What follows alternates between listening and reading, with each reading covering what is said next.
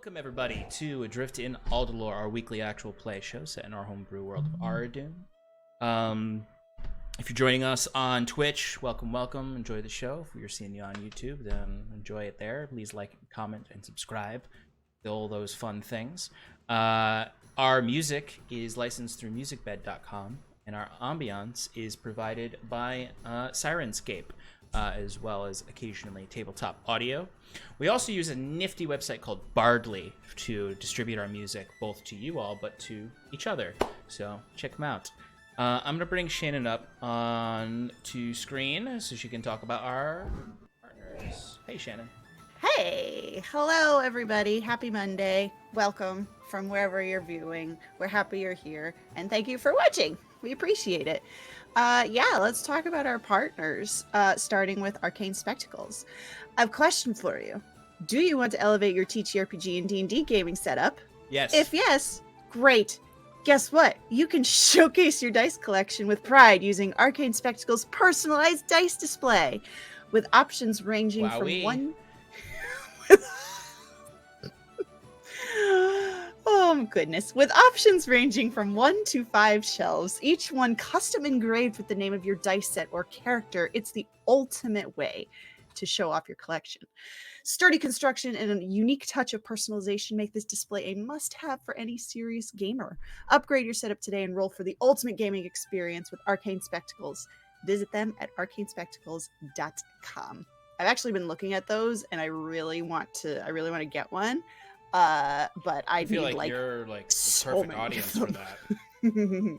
Yeah, I could, but I actually want to get one and put all my Scarlet dice on it. I think that'd be fun. Let's see. Next, we have Underground Oracle Publishing. They are a best-selling, Emmy-nominated TTRPG publisher, building new and exciting settings for the cipher system of every genre you can imagine. Each setting includes everything you need to explore its unique world, including lore, species, descriptors, foci, creatures, ciphers, artifacts, and all of the rules that you need to play. Their current focus and recent Kickstarter success is Harrow the Blighted Plain, a crystal punk fantasy setting filled with fungal oases, massive sand seas, and long-buried magitech. For as little as $3, that's it. 1, 2, 3. 1 to 12. You can join their Patreon and help shape Harrow and each of the worlds that they create. Next up, we have Eddie Yorke. He is our character artist, as you saw on our starting soon screen. That's all of our brand new art. Well, it's not brand new at this point, but it's our art for campaign 2, all done by the fabulous Eddie. He is an illustrator based in the UK who makes art for games and books. To visit his portfolio and get in contact with him, visit eyorke.com.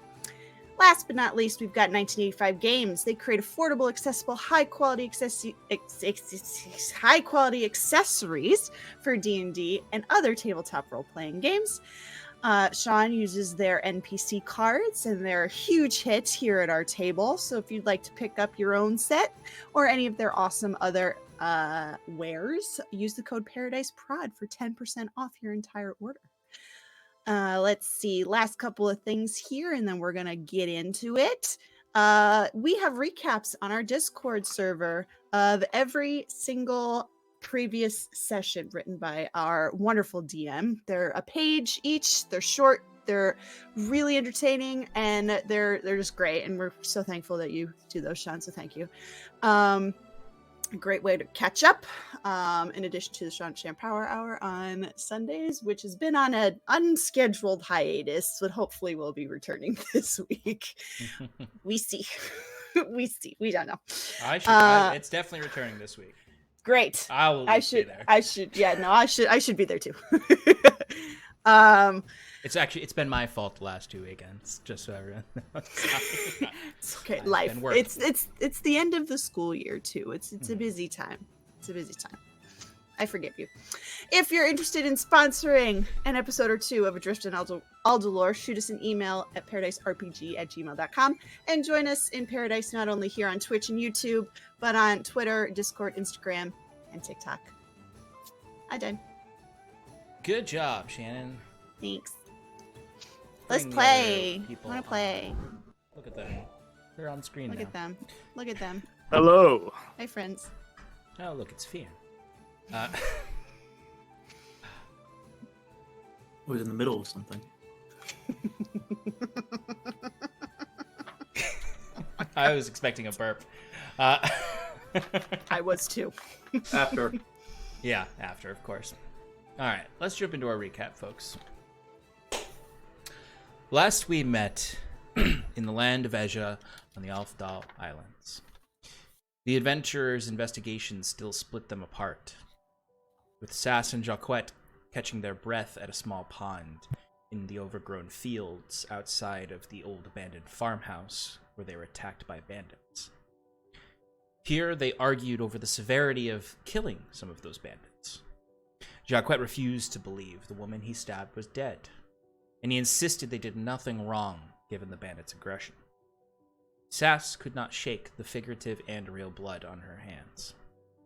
As Jaquet walked away, Sass sat by the muddied water, contemplating what had happened. Back with Bruce, Septimus, and Fyrn, they encountered a strange man watching them from the road, crossbow in his hands, right outside of Davin and Tora's farm. Fyrn went out and told the man to leave, while brandishing his weapon. The man did so at his own pace. But once back inside, Bruce contacted Jaquet with the sending stone. Jaquet answered, explaining his frustration with Sass, but before he could clarify much, the spell ran out, not understanding the 25-word limit. But, based on his words, they assumed the two were returning. Afterward, the three questioned Davin, after he had recovered a bit, about how he acquired his illness. Shamefully, he admitted that he voluntarily took the addictive substance in an effort to experience magic, unknowing of its highly addictive and sickening nature. After somewhat of a panic over the spirit or elemental the party banished from Davin's body, he did tell them of the man who introduced him to the substance, farmhand he had hired. This man had brought him into the northern hills, where he had experienced the drug first. He explained that during throes of his withdrawal and in his dreams, he experiences these northern hills with a terrifying face appearing in these dreams that appeared to have two jagged diamond-shaped eyes, tufts of a mustache that formed little waves, and a grin on its face. After this, they let the man rest, and they told Tora and Davin that they should leave the farm for a little while, since these bandits know what has happened here. They agreed after a little bit of resistance, but Tora took charge of protecting her brother. The rest of the party now planned to meet up with the other two they presumed were up the road. Up this road, Jaquet was approached by the same strange man with a crossbow. After exchanging words at an old shrine, an old spirit shrine, a duel ensued between them, as Jaquet heard the man draw a crossbow on him, and the man presumed Jaquet was friends with the others, given his outsider nature, and the timeline Jaquet gave him for when he arrived in Billowgrass. So a duel ensued. A very close duel that unfortunately Jaquet was forced to surrender at the end of. But the man, now admitting to being a bounty hunter, captured Jaquet and brought him back to the bandits' hideout, where he knocked him unconscious after Jaquet had done several attempts to escape and not shut up. Elsewhere on the road, Sass seemed to be experiencing both hallucinations from her patron amongst and with her existential dread, while staring at a similar spirit shrine. She was overcome by flooding waters, where she saw in the billowing grass, the billow grass, of the fields, which had now turned to seaweed, a light of an anglerfish come out. It blinked once at her, and it appeared to take on the color of her missing eye before she awoke, sitting back in the mud that she had previously fallen into. She shook this off and began heading back, frustrated. The 4 uncaptured party members now reunited and questioned where Jaquet had been, both presuming he was between them on the road. Sass explained their skirmish with the bandits, but teetered off into a string of tangents about where one's name comes from and further existential questioning from her experience. But eventually the party devised a loose plan, under Septimus's leadership, to retrieve their cat friend. But first, a short rest to regain their strength. So, during this short rest, some research had been done. Particularly, Bruce had found some bird bones and was doing some research into the anatomy of said bird. And our friend Septimus was investigating the emerald. It was an emerald, right? The emerald that yes. held the elemental spirit, the storm elemental that was within Davin, and he was testing out how he could potentially utilize it against the bandits. At this time, Sass sort of took this time to relax, because she's the only one who actually needed a short rest to get her spell slots back and some of her health. And Fyrn was praying to the spirits, which gave him frustrating silence, save for the wind in the air. So, I'll say we're coming on to the end of that 45 minutes or so of this short rest. What would y'all like to do?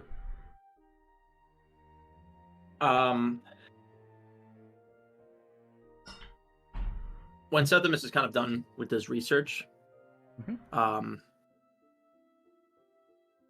guess he'll go find Bruce and see what he's doing. I think I might have. Bruce actually might be in your vicinity afterwards, because after he was looking at and observing the bones from the bird, You're just resting as well. No, he went to go help you. Oh, right. Sorry. Yeah. That's Okay. right. So then after that's passed, I suppose that we're near each other. Septimus would say to Bruce,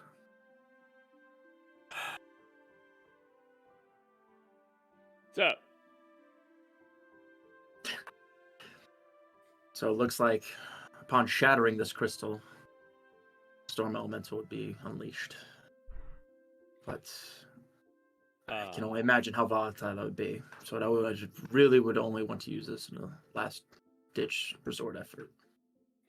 Now, wasn't this like a rundown version of a storm elemental? If I'm incorrect, is the storm elemental like gonna be?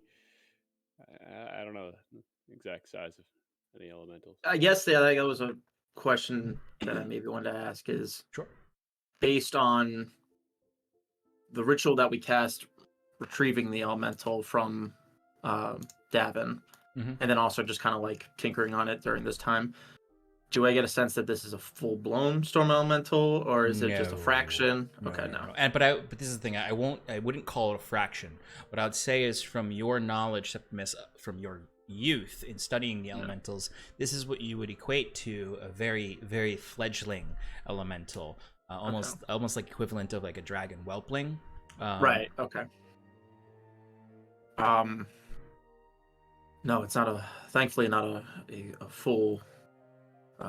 Fully realized storm elemental, more of just a youngling of one, but still very dangerous. And you could see just the amount of power that was unleashed about trying to get this thing in here. Yeah. All right. So, what are you suggesting in terms of steps forward? Well, I want to ask you again because I forget. I don't have much on my person, but I know you carry quite a bit of equipment. Is there anything that you think can aid? You took some potions from our last endeavor, did you not? All right. And Bruce is gonna reach his bag on that little potion kit that he has. Yeah, I've got 2 potions of healing that I'm trying to save for emergency situations. Okay. And then over here we got 4 potions of water breathing.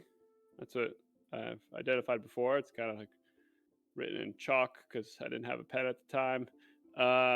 And these 4 over here are for like swimming faster. I think they give you like a little bit of webbed features. And how many of those did you say?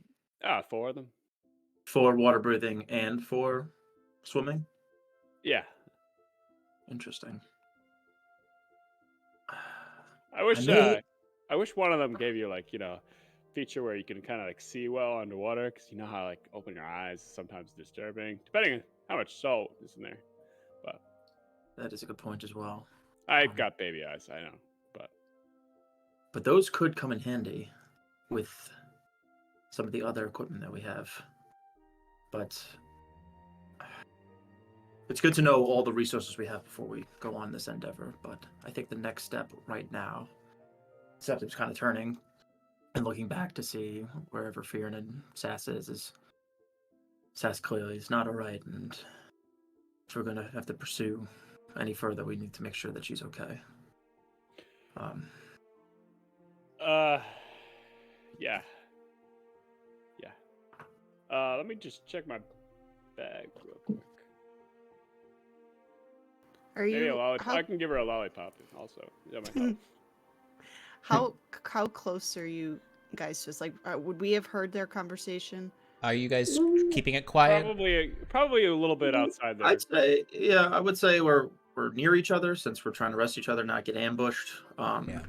And I remember, if I remember correctly, where we left off, I was laying down looking at my amulet, and Fyrn was looking at it with me. You're all in like a bit of a ditch too in the side of the road. I'd say it's like the distance between each other is like the kind of distance where if someone said your name, you would catch that. Yeah. Got it. Yeah. It was more so if I heard you talking about the potions and stuff, I was just gonna be like I can breathe underwater and I can swim well underwater, so don't worry about me for any of those. Do you say that? Yeah. Okay. Yeah. I say that. I don't look at you, but I'm still kind of just like dangling the amulet, just looking at it, kind of like what's the word? Pendulum, not like back and forth. Just looking at it and kind of just like kicking my feet a little bit, kind of like a little flutter kick. Yeah. That thing. Is it the source of your? It's the source of your power, right, Saz? Mm-hmm. Also, I don't know why you keep saying Saz. It's not a Z. Sass. Right. Saskia. Sass. Although, for all I know, the name doesn't even mean anything, so call me whatever the fuck you want. What makes you say that? What'd you say, Mike? Sorry. No. Whatever Fyrn was saying. Okay. I don't know. It just doesn't feel right. It doesn't feel meaningful. It doesn't feel. It feels hollow. Do you remember why you're called that? Who told you that was your name? Nobody told me. I gave it to myself. Why didn't you pick a better name? I didn't say I didn't like the name. I just said it doesn't feel. I gave it to myself, didn't I? I had to like it. I don't know. Just. Do you feel attached to your name? Because I don't. All the names ever given to me were given to me by others. The friendly name is an honor, and you should respect it. I would say if you're not comfortable with Saskia, you should be going by... Sorry. Sea Witch. Let me... That's better, but... Let me hear you say it properly. Saskia. Nope. Saskia. Saskia. There you go. Right. I'm sorry, I'm not good with pronunciation. Have you ever killed... This is a stupid question, but you've killed people before, right? Yeah. How do you deal with it? So I feel like I'm losing my mind. I That person deal with could it. Person could have a family. Probably did. And now... just gone. It may sound mean or cruel, but you have to look out for yourself first. I have my own... It doesn't mean selfishness. It means that if people make bad decisions around you and cause you to do something you don't want to do for your own safety, you can't be blamed for that. I didn't mean to kill them. I didn't mean it. I didn't mean it, Fyrn. I just wanted to hurt, which I don't even think that's better. If And I now, yeah, could go ahead. interject here, I'm not going to claim to know how you're feeling right now, but it does seem that you acted in defense. These are dangerous men, and although I know your heart is in the right place, it doesn't make it feel any better. It doesn't make it right either. It'll never be right. That's if you- just how it is. And if you hadn't done or acted the way you did, perhaps you would have been dead. The real question is how can you redeem yourself? What are you gonna do that's gonna make it better? I don't fucking know. How do you expect to come back from murdering a person? There's no coming back from that. There's just not. There's always coming back from it. Yeah, okay. There's I always don't a believe way you. to regain honor. I mean, I don't have experience killing anybody, but I don't imagine it's like, you pop a cherry and that's it. I think it's kind of, you get some karma. You get good points and bad points. You try your best to be good, and At this occasionally point- something slips. And, At this Yeah. point, I'll like sit up really fast and like put my head in my hands and just like grip my hair and just be like, that doesn't make it better. I can't take it back. That's what I want. I want to take it back. I want to hit rewind. Are any of you good with time? Can you reverse time? I That's mean, a thing like, that people can do, right? if you did that, sure, maybe you'd be dead. You don't know. I don't think I'd be dead. I think I'd be with Jaquet. I mean, And he, we don't and know he could what be dead. He could be dead as well. Well, let's say it this way. Would you rather be dead right now or a murderer? Neither. I won't want to be any of those, Fyrn. Those are shit options. Well, it's a shit world. Yeah, you only got two options, so choose one. No. I'm not choosing. Well, I mean, in that kind of situation, you have to. I do admire her tenacity, though. I mean, But it I looks would like pick- you've already made your choice. right. What do you mean? You defended acted yourself. out. You didn't want to die, so you murdered. What's the fucking plan? Before you guys go into the plan again, can someone just roll me a D100? Anyone? I got you. And then someone else, before she rolls it, call high or low. Low. Oh boy. So, I'm gonna say the answer was belch. Was belch. I heard Clayton say low. Okay. yeah, I heard a belch. yeah. 39. Okay, low. Okay, good to know. Good to know. What for? If they're clamping on the torture device of Jaquet yet, while we sit here. Yeah, how tight they get it, pulling his. They're stretching him on the stretcher in the pit of despair. Yes, yes, that's exactly what I was going to say. I repeat, what's the fucking plan? What are we doing? I need to not be thinking about this. Although it's impossible not to think about it because I'm probably going to do it again because now I've done it once. I'm just going to do it again, right? That's what murderers do. They just keep on going. They keep murdering. They just keep taking lives and ruining everything, right? Have you ever That's just how it goes. Have you ever thought about following a code? I've got a great one for you. No, Fear, no. This is not the time, no. It's exactly the time, it seems. No.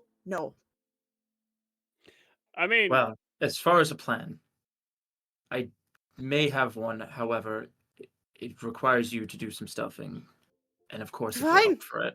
Well, sure. I mean, I already fucked it up once. Maybe this time. Maybe my karma, those karma points, maybe I'll get some good ones now. But I doubt it because I murdered a person.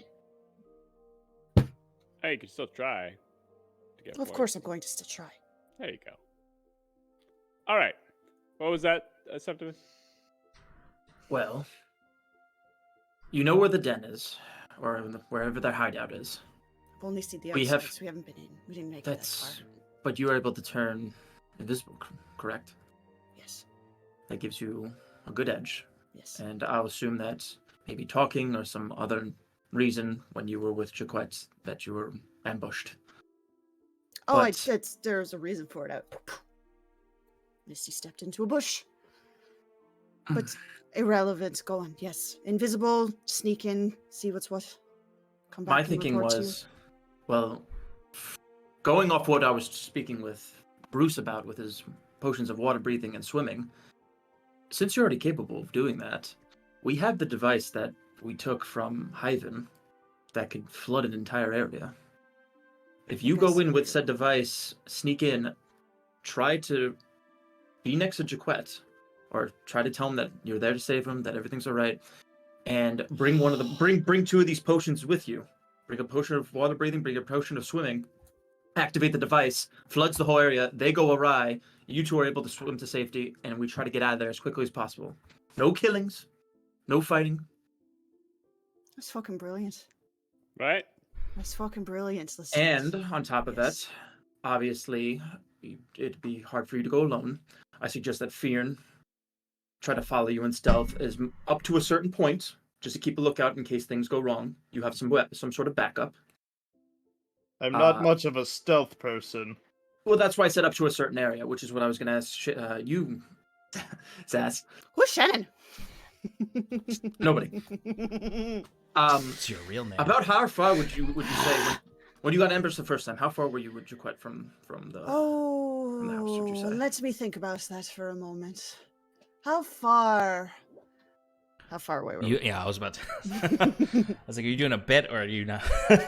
No, I don't know. No, I don't you. remember. So if you remember correctly, which you don't, I don't. This is why I'm asking. if Stefan remembers correctly, there was a area around the house that was trimmed down the grass. Yep. That made it a little bit more easy to see folks wandering through, and you were caught when you were in a visible space there. That's when you noticed the person with the spyglass up in the trees.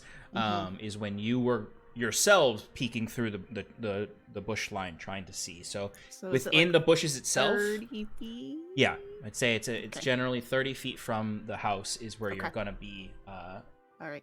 exposed if you aren't Okay. invisible. So then, Okay. if there was that lower grass line, does that mean further back would be like 40 feet in the billowing grass? Yeah, I mean, it's fairly well cut, like where it's not a 40 feet back. Yeah. It's like 30 feet of cut grass.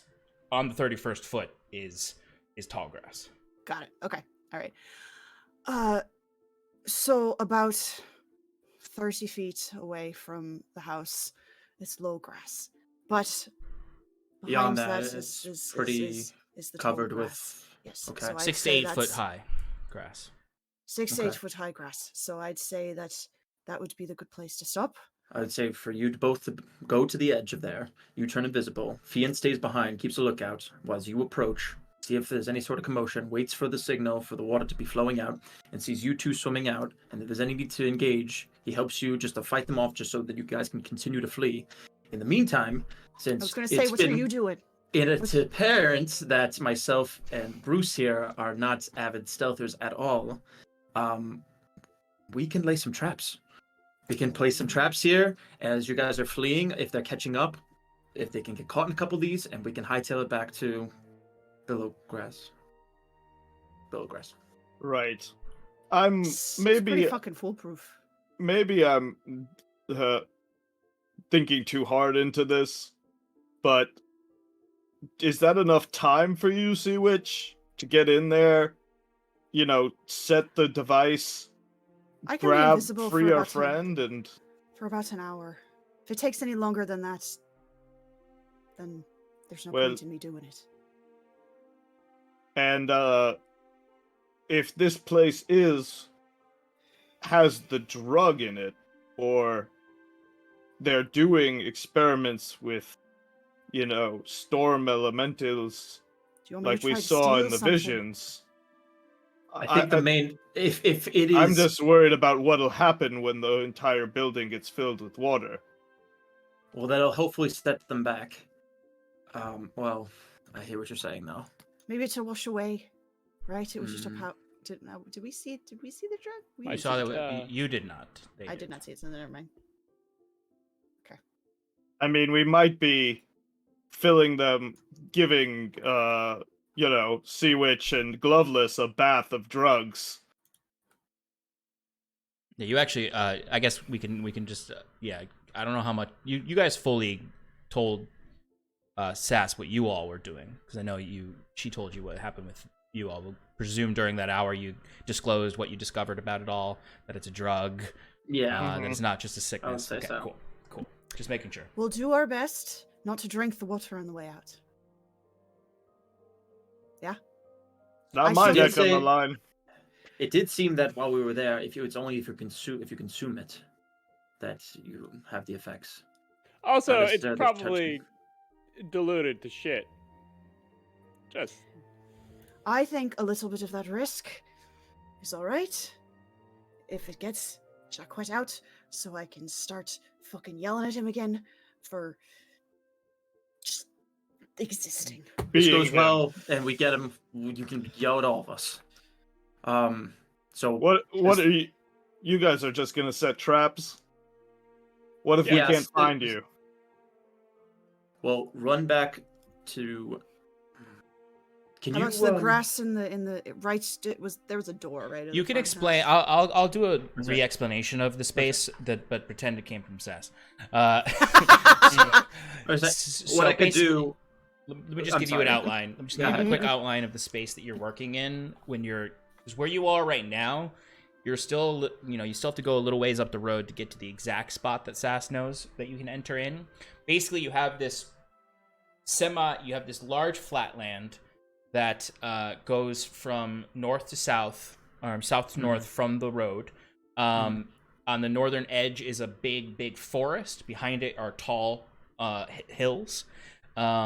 About a couple hundred feet in, is where the house is. So it's like, I'll say it's 350 feet from the road is where the farmhouse actually is.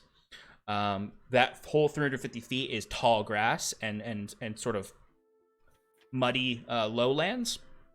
And then to the right, so to the east of the grassy mudlands is sort of a very small hillock area that has copse of trees in it, which she would have explained is where Jaquet was hiding in the tree watching the grasslands. And then, so yes, 350 feet to the house, and then another 50 feet to the forest line. Careful, everybody, Sean. there's a baby. Oh, Oh my God, a baby! Baby's Sass? first stream. He's going. Sass, where did you fish that up? you stole It's you steal babies too? Whose You got baby is positive that? karma. Good night. Mwah. I love you. Ain't that sorry?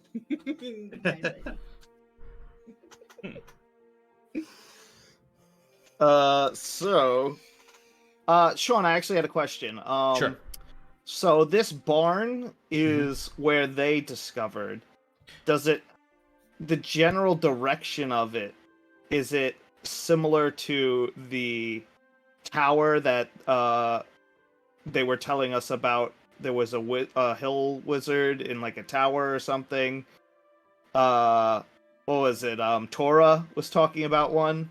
Maybe it was a shrine. I don't know. Hill Wizard.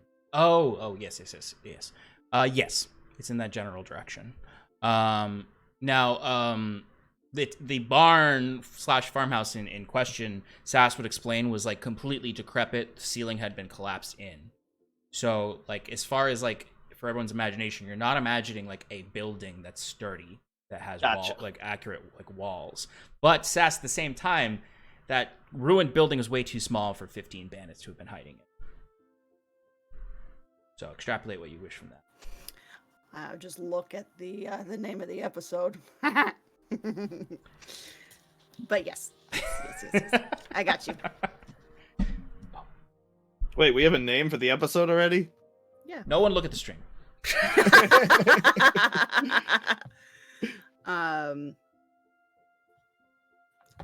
So yes. Um, All of that. what we could do, let's make our way towards the road, and as we approach somewhat and we see some sort of like landmark, like I saw a couple of those frog statues hanging around. Don't look at them for too long. They'll fuck with you. Noted. But we come across another one. We could stop there. Bruce and I could plan to place traps there, and we will mark on the dirt and tell you exactly where we're going to be putting it, so you can know when you make your return. And if we get split up, where are we gonna meet? Bruce, are you able to give him a rock again in case they need us? I'm Some out more of stones. I'm out How of about rock a juice. Yeah, a Business rock card? juice. Okay. Can you do a business Eh. card? I got like 4 left. I need to get Or another just- shipment. I don't know or when I'm just- getting another shipment. Or just any way that they can notify us in case something does go wrong. I can just Uh. scream really, really loud. I can shoot a beam of frost into the air. What can I do?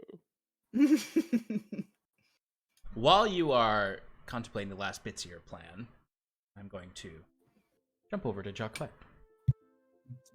Torture boy. Mr. Jaquet, Hi. how are you feeling? Right now I have a bit of a headache. Disoriented, not really sure where I am.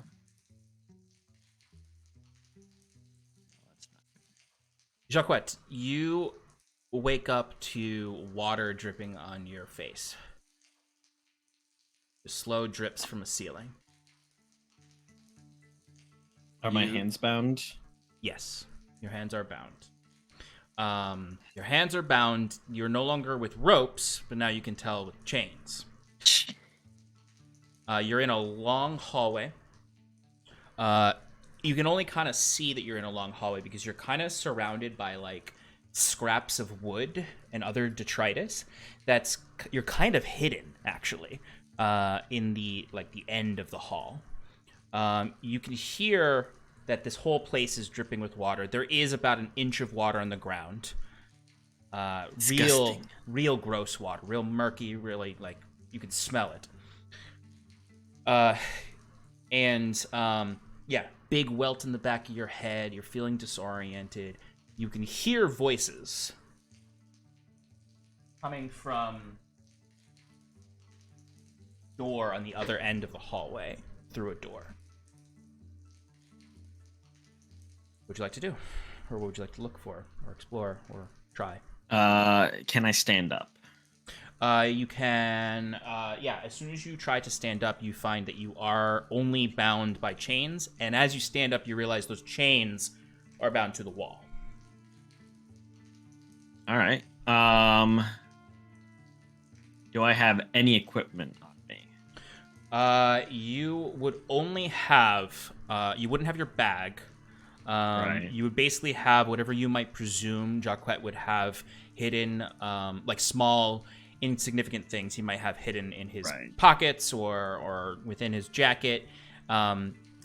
Anything like inside of your jacket that he didn't take before, like your weapons, you might have.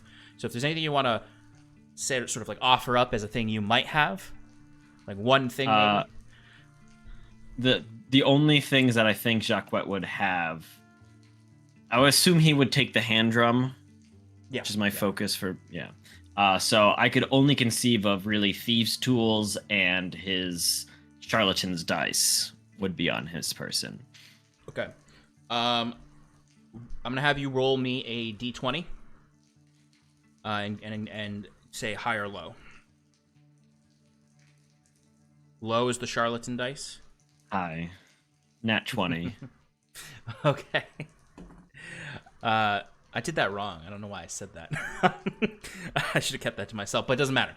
You do have your thieves tool. You have them in the, like, I imagine Jaquet maybe even has like sort of this like weird, almost like hidden underneath his shirt fanny pack that has the thieves tools in it, just because it's like, I was just thinking. and not a fanny pack, but sort of like, you know, you unbutton your tunic and there's that there. Now it's going to be a little bit of a task to get it out. That might take some time. If that's what you would like to do, I imagine it is. He is going to look around first and Sure. you know, kind of try to familiarize himself with his surroundings. So, give me a perception check. Sure. 22. Excellent. And do you have dark vision? To 60 feet, yes. Okay, so this whole space is dimly lit, so you can see it normally. And you can tell it's dimly lit by a very small lantern in the middle of the room past all this detritus. So, like, literally, like, imagine if you were, like, at a dump and they put you underneath a bunch of trash in this hallway. And, like, you're on one end of the hallway. And then you can kind of see through some of this trash. Particularly, you can tell there's a big, like, kind of like board of old wood that has kind of like been placed over you in that way. So it's a little hard to maneuver through this detritus, but, you know, you can. It's not binding you down. And you can kind of move your head to look past. You can see down this hall, it's about... What do you guys think Sean is referencing? Shush. 40 feet long, 40 feet long, and 20 feet wide. You can see that there is, down the hall to the left, halfway through is the small lantern. And it's attached to kind of like a pillar holding up this area. Past that, you see on the left-hand side of the far wall is a set of stairs. And then on the right side of that is more detritus. Everything else is basically, in the middle is basically just this still water drips. You don't actually see a door from this vantage point, but you can hear voices from the end. They don't sound, with a 22, you said, right? Yes. They don't sound like they're coming from above the stairs. They do sound like they're coming from behind that detritus. Okay. All right, so we'll do the thieves' tools to try and undo the manacles. Okay. Go ahead and give me a thieves' tools check.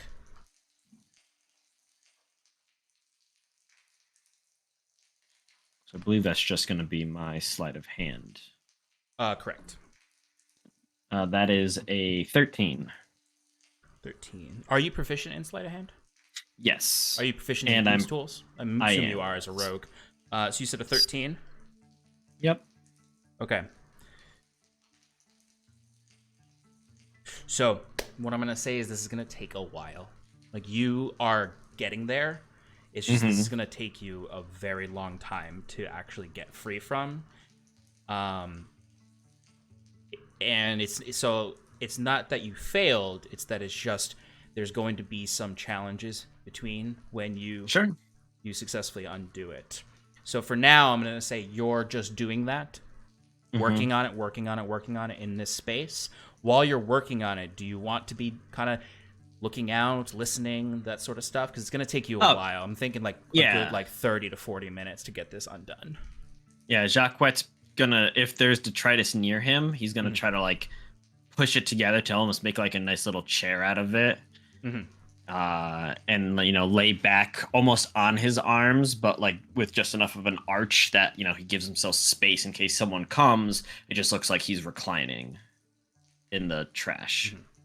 So go ahead and give me, just while you're doing this, just give me another perception check.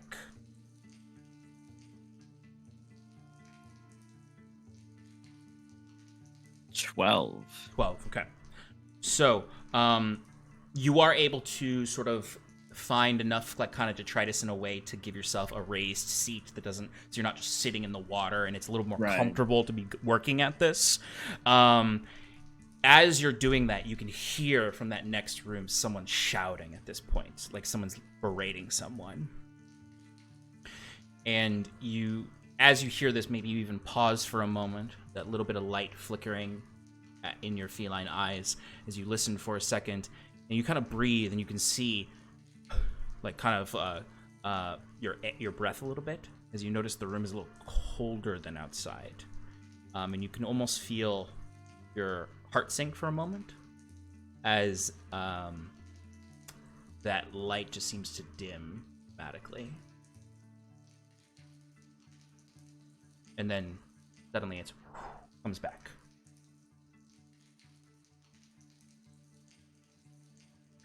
But you can keep working. Yep. And as you keep working, cut back to the other group. All right, you lot. That's us. So, Sea Witch, remember that the device has a timer, and the longer you wait, the more water there's gonna be, right? It was something like that.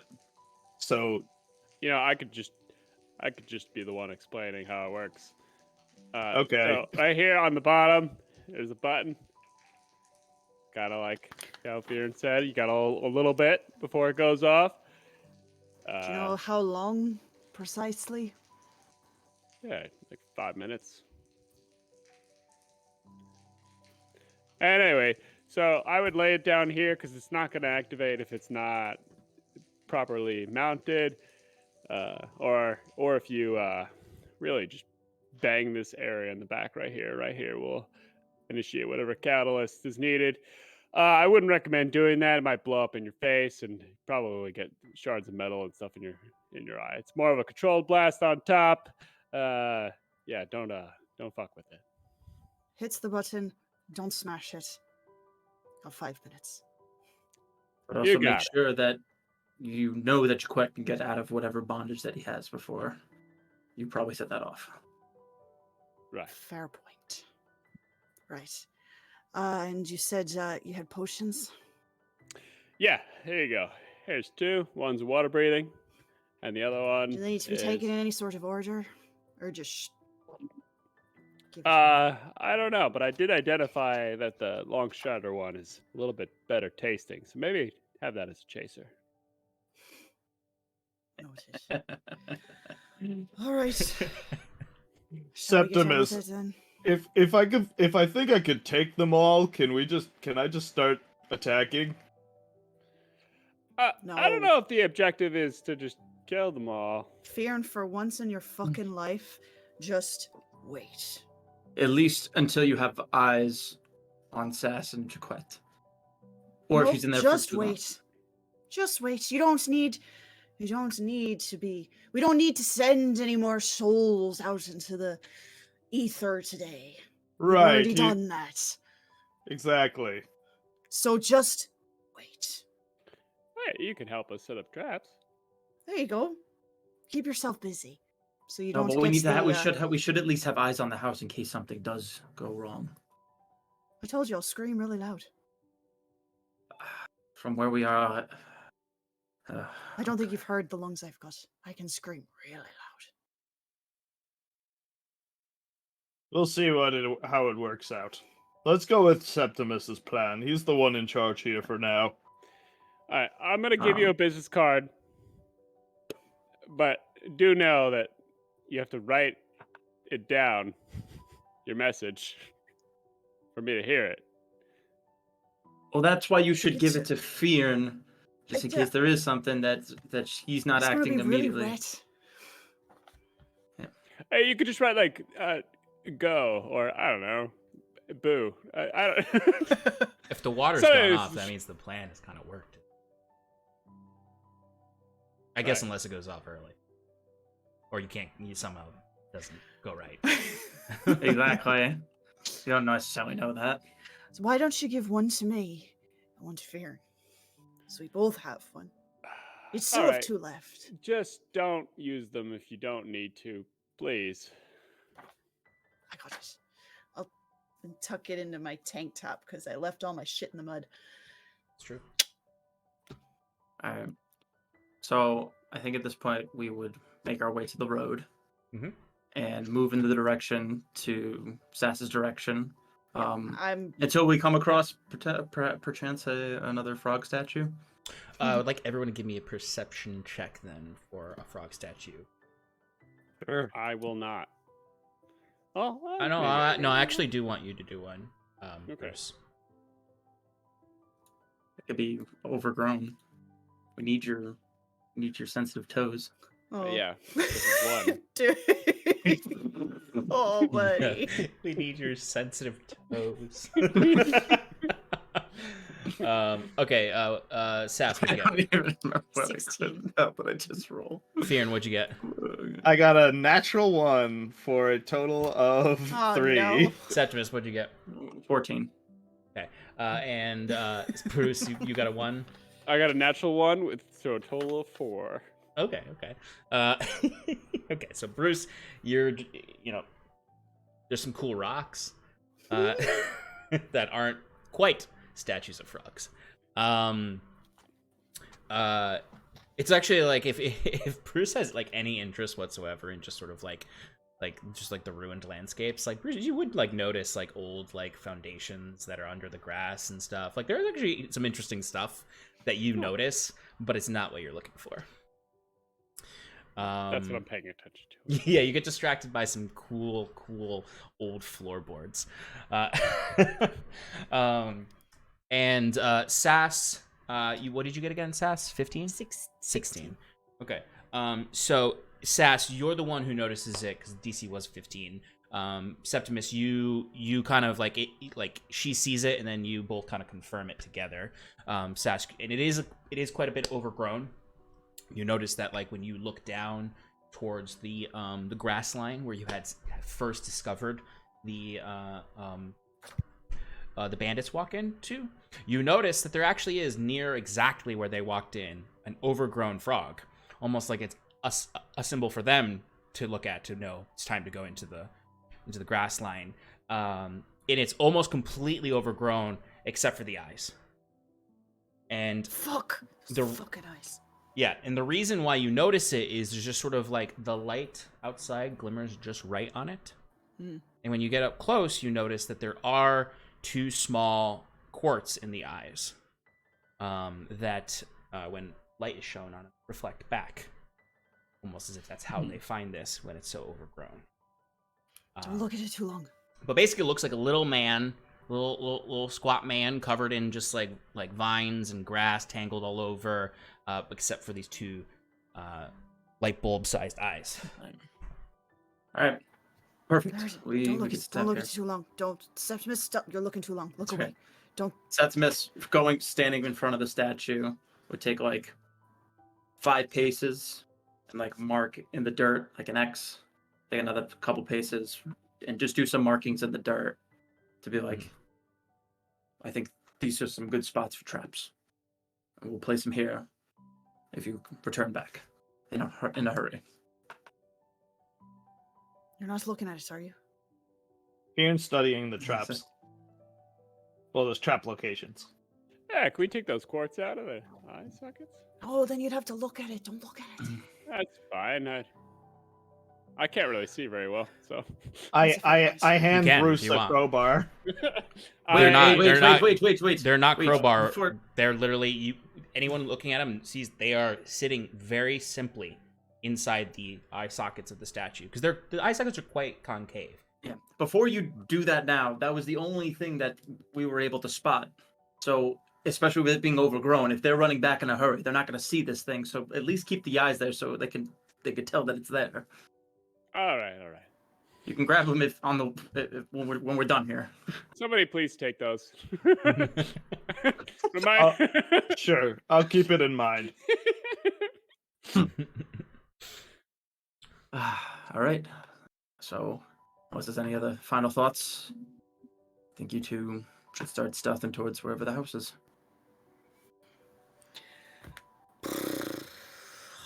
You ready? After you. Sal, See you why later. don't you dig at this spot right here? I got it. I'm just gonna mold earth, excavate Oh. 5-foot cube. Oh, well, that's even handier. Sal, never mind. Sal just looks at his hands. It's like, ooh, So- or we can make one of those. We can make one of those traps where like the person steps on the rope and it grabs him by the foot and then it like swings him up. Just Sal, pull this tree down a little bit so he has some tension. You see Sal goes and reaches for the tree, and the trees within this field are either large bushes or half dead. So he just sort of pulls on this half dead tree that just falls to the ground. All right, never mind. Scratch that idea. Yeah, all right. Why don't you just go get some debris, Sal? Yeah, listen to Bruce. He's better at this, clearly. Sal literally looks down and picks up a rock and points it at Bruce. Like, maybe like get some like leaves and branches. A lot of leaves. he nods. Need to be specific about the type of debris he's going looking for. Yeah. So yeah, he'll gather up wet grass and leaves and whatnot for you to use to conceal your traps. You are giving the 2 potions to Sass. Fyrn and Sass, you are stealthing through the grasses to get to the edge of the barn house. Anything else before you split up? Quickly, before you guys go, just in case, why don't you give them another set of the 2, maybe to Fyrn. We know she can breathe underwater. Jaquet's gonna need a batch, and just in case, I don't even know what scenario it would be, at least give it to Fyrn if he's gonna be nearby. Bruce is like running up, running behind. Fyrn! Yeah. Take these. Just in case. Okay. Drink the Low Strider one afterwards. It's tastier, I think. All right, see you later. Okay. I'm assuming Be these careful, Bruce. They're everywhere. Oh.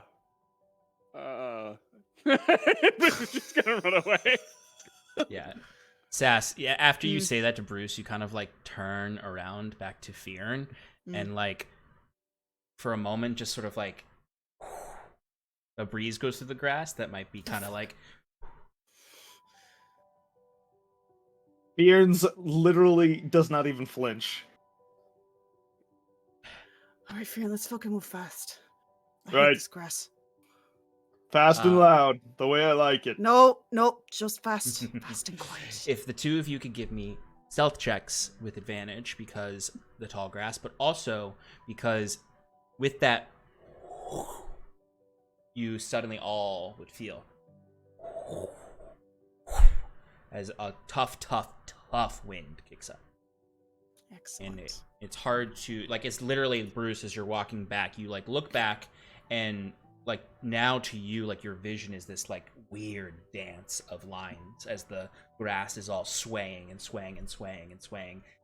Septimus, like you're back there like starting the traps, and you can just sort of feel that whipping. You can feel like wetness coming off the grass, splashing in the face, the sky, clouds kind of rapidly coming. The temperature drops significantly. Everyone's starting to feel a little colder.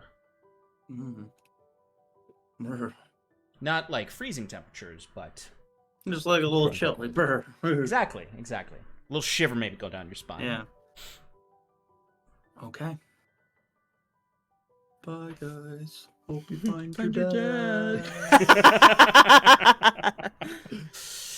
Okay.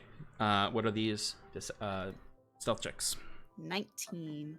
I got an 18. And for the record, I'm going at normal movement pace. I am not trying to rush things. That's good. Okay.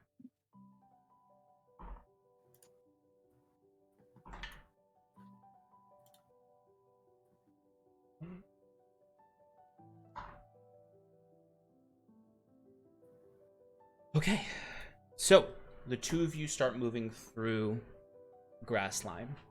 Sass, you kind of recognize a little bit of it. It all basically looks the Just same. a little bit, yeah. But you're kind of like that bush. It's got I remember prickers. it. Yes. Stay away from that one. It sticks you. But Right. it doesn't take you all too long to traverse the 300 or so feet of grassland. You feel maybe because the wind is obscuring your own hearing, like you feel pretty hidden. Like Fyrn, you might need to keep yourself down a little bit because some of the areas might be a little too short for you. They might be kind of like your horns might stick out. So you are probably bending down more than Sass. Sass, everything's taller than you. You are getting quite muddy on your feet and boots, as it sort of just I was already muddy. squelches, like you just sort of, as you pull your boot, like a couple times your boot doesn't come out of the mud, and you have to pull it out and put it back on for both of you. I hate this fucking grass. But it's not long.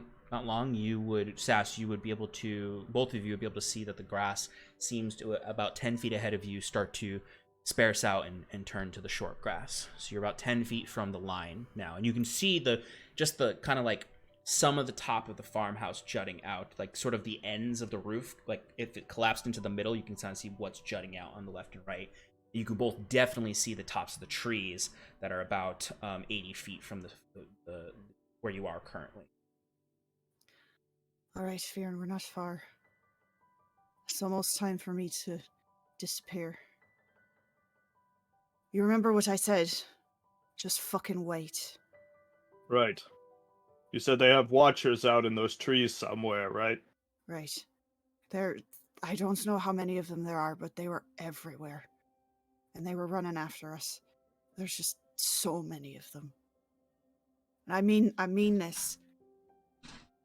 Fucking wait and be careful. Alright, they're dangerous.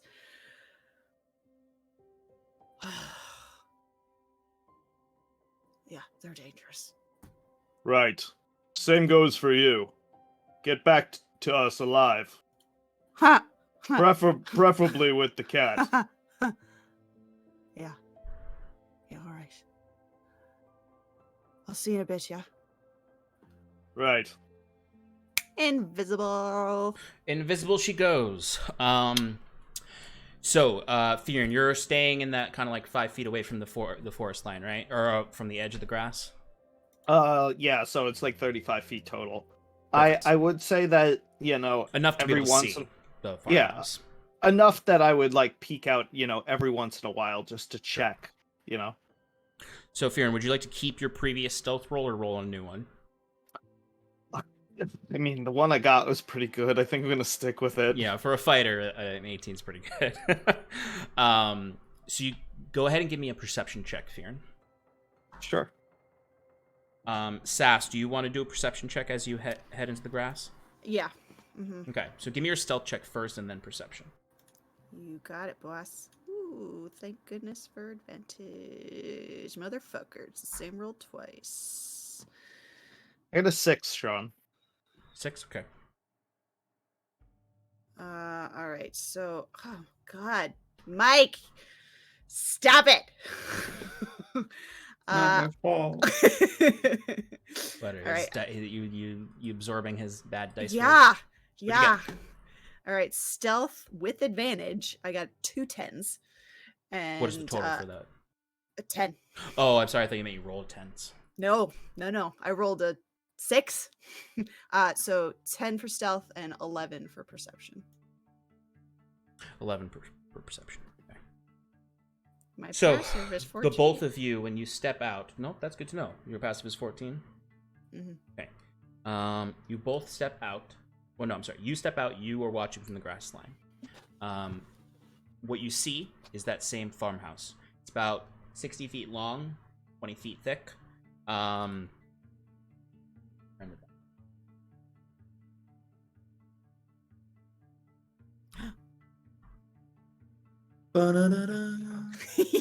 Just so you have a reference. Yeah. Actually, Oh, that looks cool. I like the barbell. Who's working out? I think It's that's a the wagon back wheels. ax. Yeah, there's a back axle of a wagon. It is the back axle of a wagon, but maybe someone's using that as a barbell. Maybe Fyrn would. Fyrn's thinking about it. Yeah. So, Sass, Yes, you're approaching. I'm approaching. Look, there I am. All right. You both basically, except for the flatness of the roof, I'm only doing that because I don't have a broken down farm. Basically, it's like that center panel. Imagine it's completely caved in. Caved. Okay. And the other sides are jutting upwards. No lights coming from inside. It's just dark. It's just that, and then beyond it, another 30 feet past it, is the forest. Is there, does it look like there's like a window or something, or a broken down door or something I can... Yeah, so go that through? front space you can see on the battle Yep. map is a broken down door. Okay. On the all left and right, you do see windows in the front. The one to the right is blocked, not just by the junk in front of the house, but as you can see, it's not open. Right. The one to the left, there's sort of like ragged curtains over, so you can't really tell what's on the other side of it. It's just sort of, broken wood and curtain. And then there's and it's not like there's an open like square. There's like a half triangle where everything's kind of collapsed in and the door is splintered that you can get in from. All right. Yeah, I'm gonna go for the door. Okay. I'm sorry. What was your stealth again? 10. Yeah. Yeah. Miss my rogue stats. Okay. So you're approaching. Yep. And as I'm approaching, heart is starting to race, and as I'm going, I'm getting flashes of the tentacle just fucking squishing that guy as I'm going, and I'm trying really hard to like shake it, like squeeze my eyes shut really tight, just to like squish the memory and kind of like shake my head a bit, trying to dismiss it, but it just keeps Well, coming. Sass, as you're approaching, maybe what's prompting this besides the guilt in your heart is as you're kind of feeling exposed here for a moment. You're looking around and there's just a sea of whipping grass all around you. It almost looks like a sea of tentacles, each reminding you. Almost like the only way to get away from it is to go inside. So, and as I make that realization, I'll kind of like pick up the pace a bit and pun not intended here, cat-like try and get through that door. Okay, so when you approach it, you can see it's basically you have this like brushed up kind of twisted door that's sort of basically kind of like hanging off of one hinge. So you have to kind of like lift it to duck down and step in. When you look in, it's completely like dark, save for where there's little cracks in the roof, broken holes where you can see beams of light come down. You have double sight, so you can see in here perfectly fine. You can see immediately ahead of you is where most of the light is coming out is in the back wall, where almost the entire wall has been collapsed in. And you see to your left is a big mound of garbage, basically taking up 3/4 of the room at an angle, almost like the next space to the left is cut off by an angular wall of trash. To your right, you can see some garbage. Now, you've only taken a step in at this point. Sure. You can go in further if you'd like. I think before I step in, I'd like to listen and see if I can hear anybody. Give me another perception check Okay. for hearing, for For listening. hearing. Okay. Unless you want to do a total perception check. It's the kind of thing where listening, you have more chance of hearing someone if they make a noise. Yeah. Total perception check, it'll be a broad scan with your eyes and ears of the whole I mean, space. that was a pretty good roll. I'm going to stick with that. That was a 21 For listening. Okay. for listening. 21? Mhm. Okay.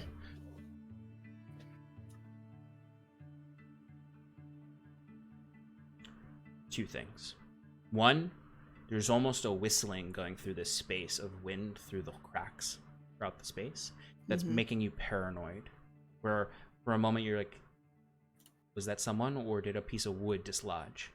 Did I hear someone breathing, or was that the wind? And as your paranoia is kicking up and up and up, you hear a bending of something, and you look down and your foot is at a tripwire. Shit. It hasn't snapped it yet. Fuck. Am I able to step over it? Yes. I'd like to step over it. You are able to step over it. It's almost your paranoia caused you to see this through hearing your own foot touch up again. Yep.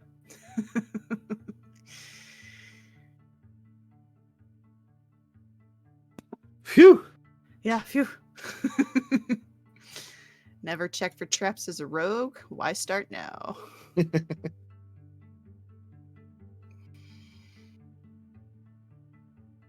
So, Sass, you can see now that there is this massive pile of trash that is next to you, where you can see all of that detritus. To the right, you can see more wood splintered everywhere, but then like a bunch of like rags and old bottles and books that have kind of either through the vortex of wind or the way things broke down have been pushed into the corner. There's other garbage on the ground that's just sort of like loose wood and splintered things and old rotten hay.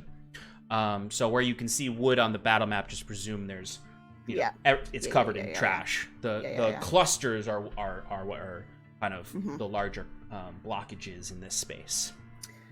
All right.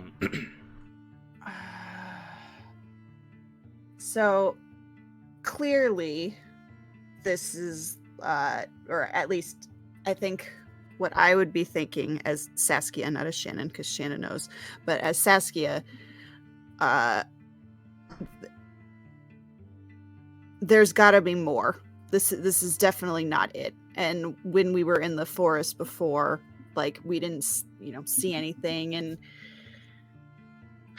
so can I look and see look and hear, so this will be a general, if like the wind is like getting sucked anywhere, like if there's like a crack in the floor or under a piece of trash or like a shade that's maybe like or like a raggedy pull on all the that's, sconces. like, There's a sconce in there, just pull it So down. I just Pull it want to out. clarify, you're looking for where air might be being pulled into Correct. a space where there's something on the other side. Yes. Okay. Yes. Give me a perception check. Are you're listening, your ears, right? Or is this broad, general? It's broad. Broad, it's so broad. not just listening. Okay. Right. It's broad. 15.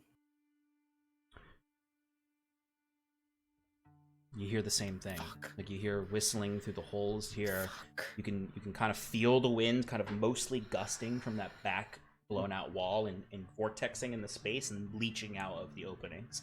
That curtain you see kind of like starts going a little bit more wildly, and it's just there's so much crap here that you can't, like, even if there was something, like it's too full of shit for you to even be able to be. It's if there is something, it would be muffled. It's muffled. All right. I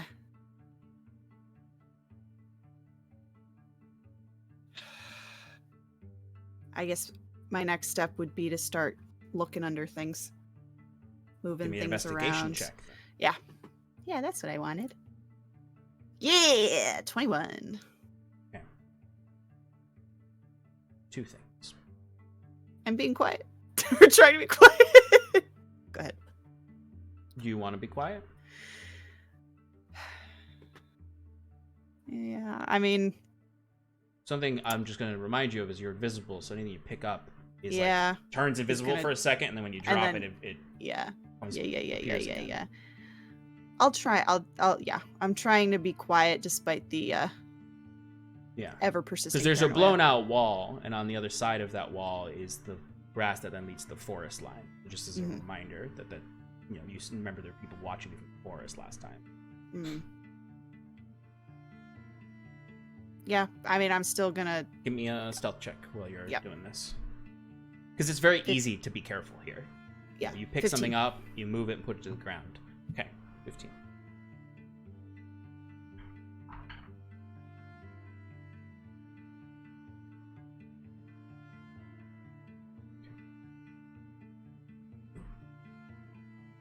Okay. And what was your actual investigation check? 21. 21. You start moving things around. And you pick up some wood here or there, you throw it, you don't throw it, you place it down. I guess my question is, where are you looking first, left or right? Where there's piles, I mean. Left. Left, okay. So you start picking things up. You pick up an old jar, you place it down quietly. Here is where you stop short, is you're going to pull out something, because you can see now where that tripwire led to. And then you look up, and you can see at your eye level, in the garbage, hidden kind of perfectly behind 2 boards of wood, is a crossbow pointed right at you, at your face, where you notice the tripwire as you pick up a piece of wood. And that crossbow makes me think of Jaquet, and I'm just going to mutter under my breath, where the fuck are you, Catman?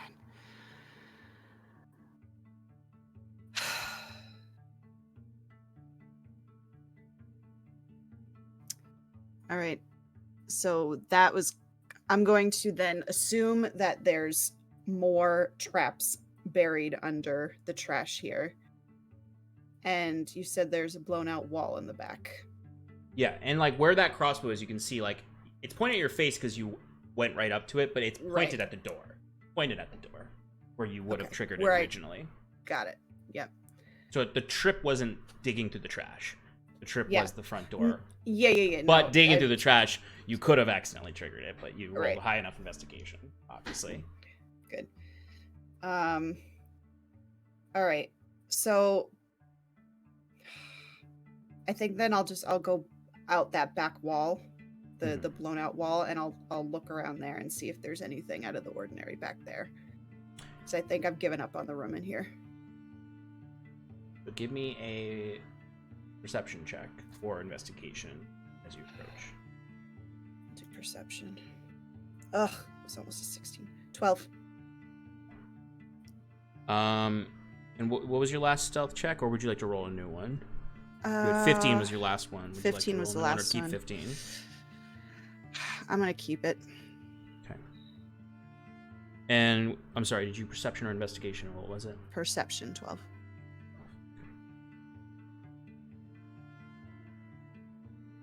So you step out from there, being quiet. You're looking around. And you look immediately to your left.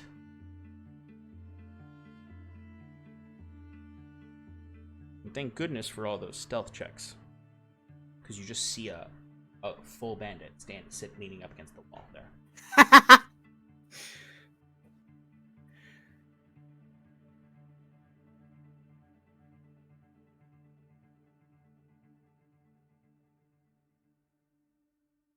Almost like someone guarding the back wall, back entrance, and you can see them looking. They're looking around, but every now and then you see them look at the forest line, almost as if there's a system of signifying when you see someone between the man in the ground and the man in the trees.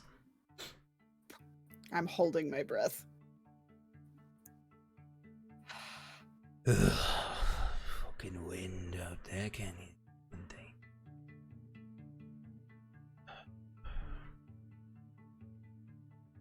Is that a balcony that we're on? Does it drop, or is that just the piece that you used? That's just the piece I used. Okay. It's really more like a pseudo ramp of wood splintered out. Okay.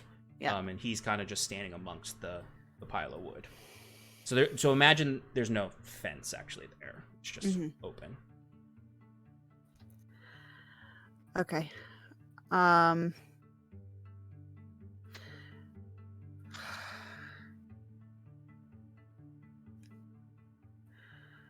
I need some time to think. Can we cut to somebody else? Absolutely. Thank you. We're approaching break anyway, so I'm going to do a cut over to Jaquet, and then we're going to go on break.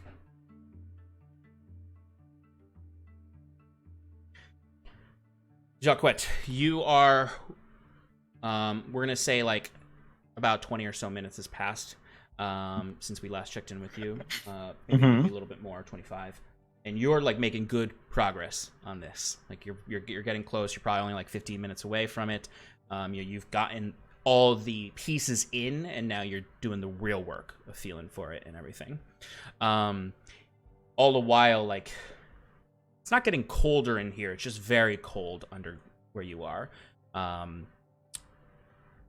You would hear some noise, though. The noise is a little weird, though, and it's very, very, very quiet.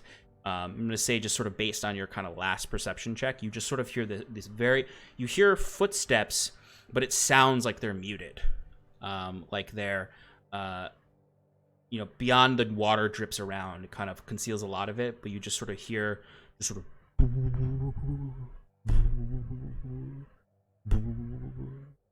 almost like the sound of someone stepping on, truthfully, kind of like a force field.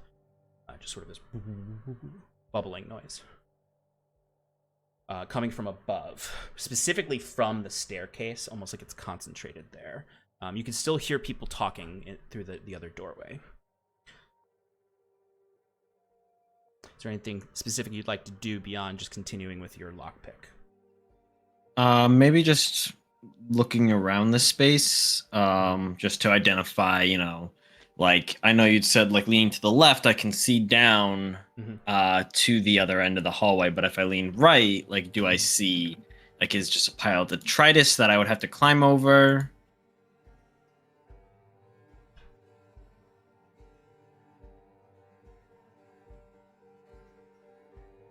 Whoa.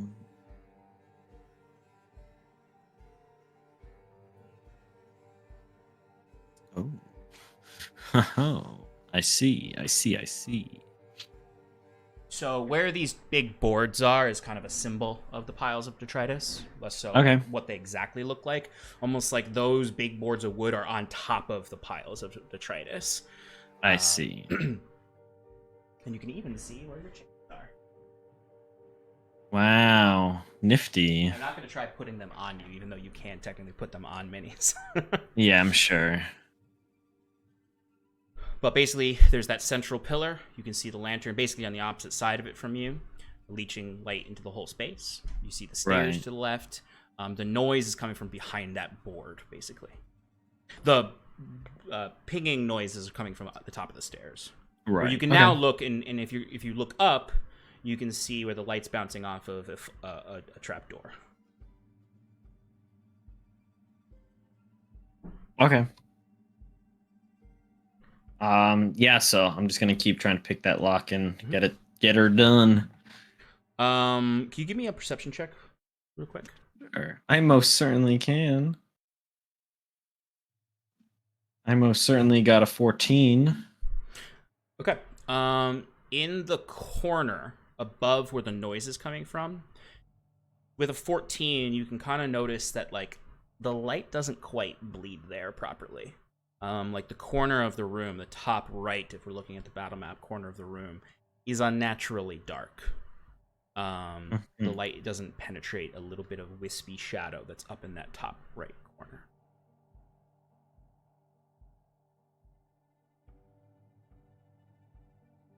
Okay. Okay. I don't know what to do with that information, so I will keep picking my lock. I just want to give you what you're seeing during the process of you picking your lock. All right. Alrighty. So what we're going to do is we're going to go to our break, and when we come back, we're going to check in with Bruce and Septimus to see if there's any specific they want to do, and then back with Sass. So please stick around with us, and we will be back shortly, folks, to further this investigative plan. Well, not really investigative. This rescue plan. Espionage. Rescue. Respionage. See y'all soon.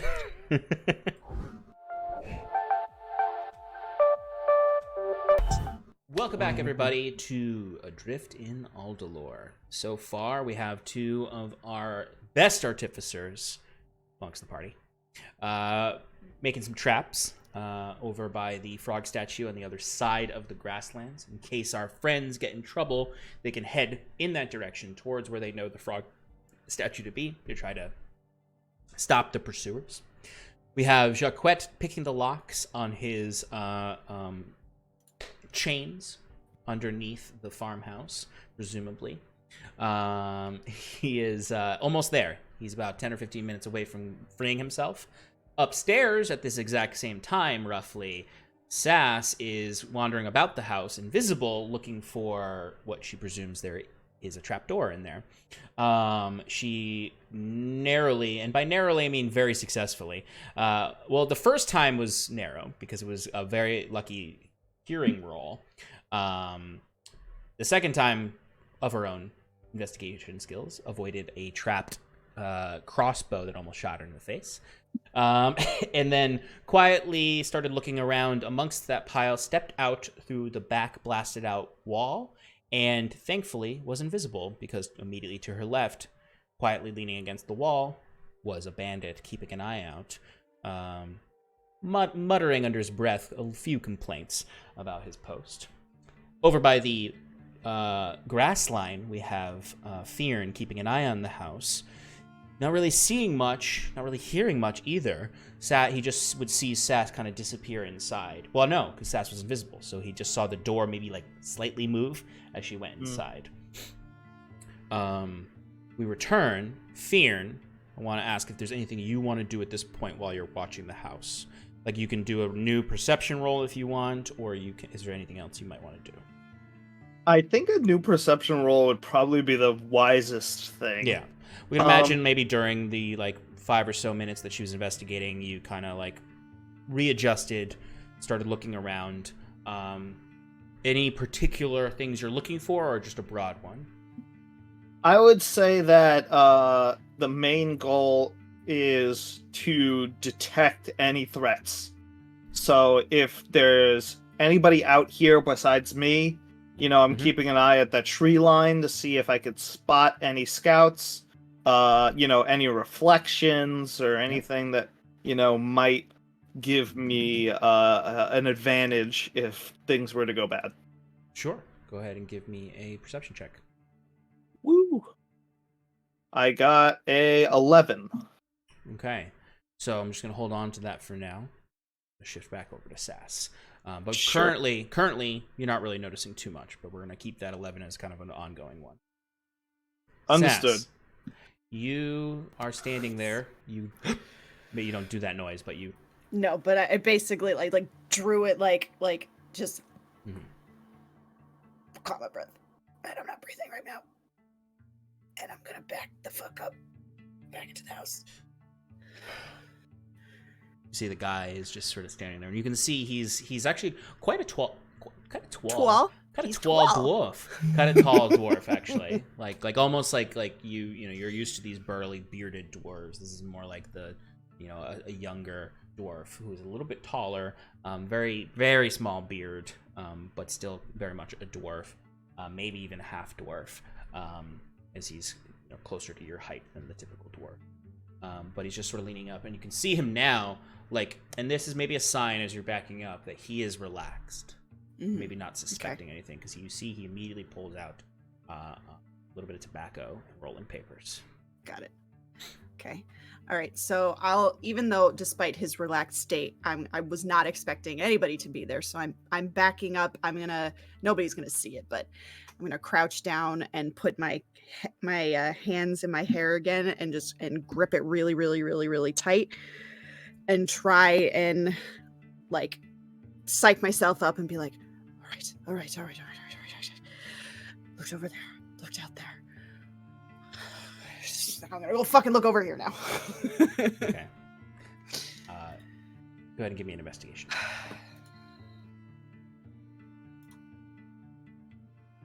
15. Nope. 13. Okay. How do you go about this? So basically, you got that real messy pile in the corner, and then you have the it's basically like a pile of broken down wood, almost like part of the roof has collapsed into like maybe a table that was there at one point. Mm-hmm. You can see like old candlesticks, but then in the corner is just a bunch of like old sheets and books and bottles and stuff. Maybe that was where there was cabinet or all the stuff that was on the table maybe rolled off of it over there. So I think what I'll do, because I think that like if I try and move that stuff around, it's gonna make some noise. So I think I'll be down on my hands and knees, and I'm gonna start just feeling the floor. Okay. All right. So you're kind of like pushing away like some of the old leaves and broken, ripped cloth on the ground. You start to do so,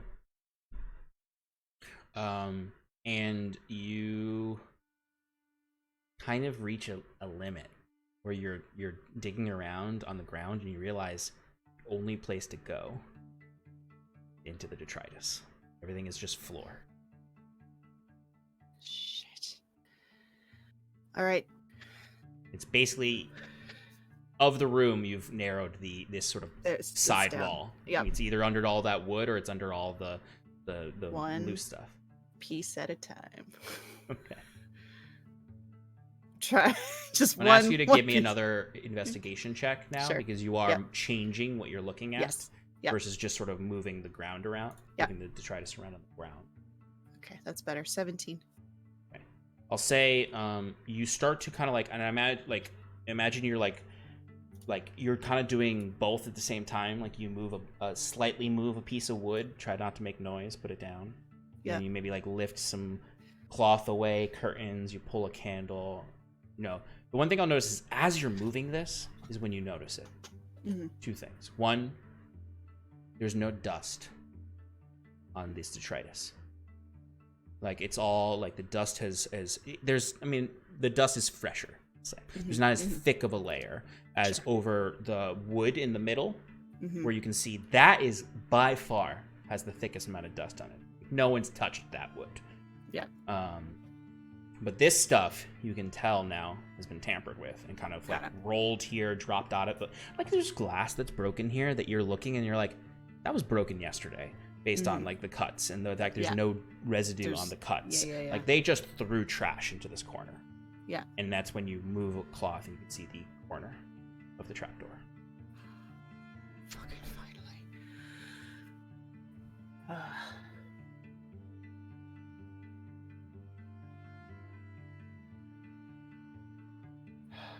All right. There's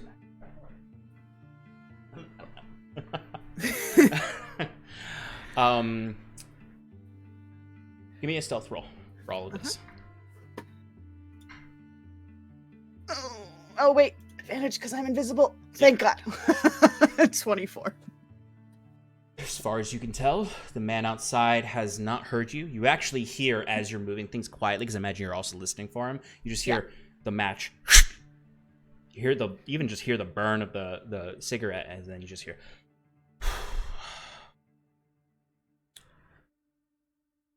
Ain't no fucking coming here. Better signal to the one in the woods. Actually, no, let me do you one better. Better see if Squid's seen anything. And you see he kind of like fumbles. He's got the cigarette in his mouth. You can kind of only see the edge of this as you look over. And he's pulling out like a shard of mirror. Okay. That you see him holding out to the tree line. Yeah. And what would you like to do at this point? He has not detected you. He seems to be checking in with another watch somewhere. You have found a trapdoor. Fuck. All right. Okay. I need to get it open.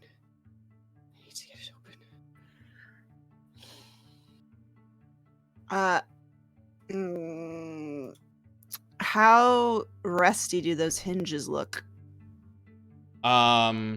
They definitely don't look new. They could be loud. They're certainly not nearly as old looking as the rest of this.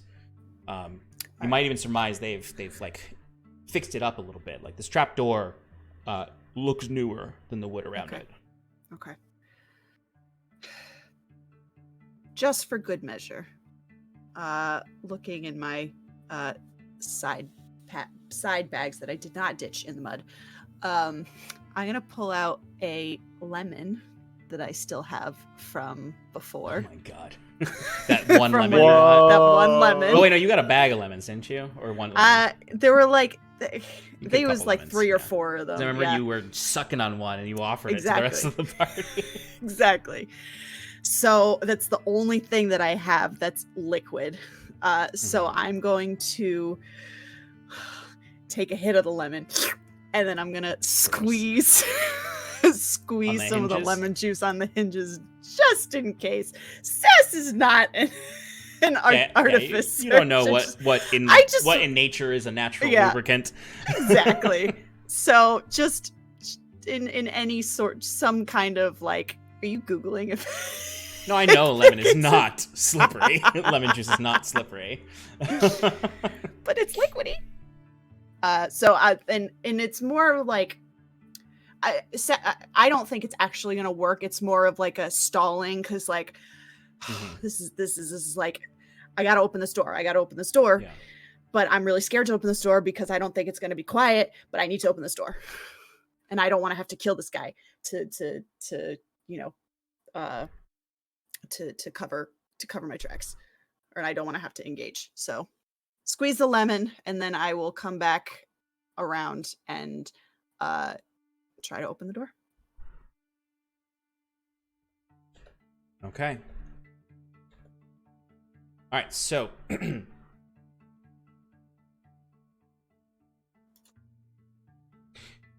go ahead and give me a stealth check while you open it.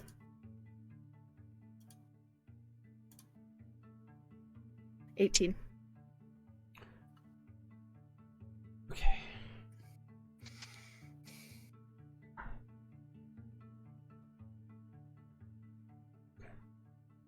You begin to open it, and the hinges make some squeaks. Let's say the lemon juice did not help, although I did Google it, and over time, a lemon solution can help dissolve rust. But not in 30 seconds. Not immediately. Amazing. So, but again, there's really loud wind outside. And the guy is a bit more casual right now, and he's distracted trying to get information from his other friend. As far as you can tell, with all that information, you can slip in. In I go. And gently lower the trapdoor. Yes, there is a ladder that you can step down. Great. Okay. Jaquet. Oui. Don't go anywhere, Shannon. Okay. Jaquet, you look over to the trapdoor in your room. It doesn't change. You hear... What? It doesn't change. Huh. Okay. It doesn't open. But you hear the muffled sound of a trapdoor opening. Interesting. Shannon, Sass. Yeah. You look and you see Stefan. No. And Stefan, I'll say that you were getting... Jaquet is getting rapidly close. Like, with focus, you'll get there in the next 5 minutes as you hear this. You are still hearing voices talking in the other room. At this point, it's past the yelling part. You can generally know that there's some kind of meeting happening in there. Sass, you're in a long hallway, roughly the size of the hallway Jaquet is in. And you look up, and you can see the trapdoor above you. You can see a set of keys on the wall. Just a ring of need keys. Those. There's about 10 of them on there. Just take those with me. On the other, you look, and directly across, 40 feet across, there's one little dim torch in here on a central pillar. No detritus anywhere, but directly across from you, on the opposite end, completely opposite to this end, is another trapdoor. All right. I'm going to take those keys. And I'm gonna move towards that other trapdoor. Okay. You step. You're invisible. Step. Cold stone floor. Like you hear your footsteps a little bit, but there, you're being quiet. Right. So I imagine. So, having the keys, I'm going to start getting a little like excited. Like, all right, there's keys. He must be close. I'm gonna start. Jaquet. Just really quiet. Mm-hmm. Just really, really quiet. Jaquet, you don't hear anything other than the same pitter-patter that sounds like the force field as she's walking. Let's get at her. But what you do see, Jaquet, if you're looking, or are you focused on the keys? I think he's still keeping an eye out while he's doing this. From that shadow, you see there's sort of a jagged, sort of almost like an actual long, elongated shadow of something. A hand just grab at the ceiling, and then another hand grab at the ceiling, and you see sort of this semi-humanoid form pull itself from this shadow and just walks over to this trap door, and you see a semi-humanoid head puts an ear to it.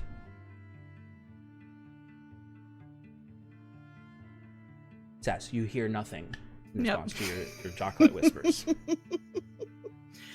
Fuck. All right, I go to this trapdoor. Mm-hmm. Despite what Shannon knows. There's a keyhole there. It literally looks exactly like the one that you just looked at. I completely forgot to mention this, but it didn't matter because it was unlocked. But there was a keyhole on the other one. Okay, all right. On this one, are the keys different on the ring? And if they all look exactly the same. Okay, never mind. I was going to say, is there one that matches? Like, and I mean identical. Like there's no variation in the keys. Yeah. Oh, okay. So I'm just going to pick the very middle one. Mm-hmm. And I'm holding onto the other keys so that they don't make a noise. Mm-hmm. And I'm going to stick the key in. Well, first, I'm going to check to see if it's even fucking locked. See if we need to do that. It is. Okay. And there's you see like it's literally like a keyhole on a metal piece that's attached to a ring that you can pull to try to open this. And as you try to pull it, and imagine you pulling it gently, like it's just just like heart's racing this entire time, like I can feel it in my throat. But yeah, stick the middle key in and turn it slowly. Nothing happens. Doesn't turn. Fuck. One to the left. Doesn't turn. Keep going to the left till I get to the end. None of them turn it. On the other side. At the... So I back to the middle one, which I know didn't work, and then going to the right this time. Oh yeah. None of them work. The fuck?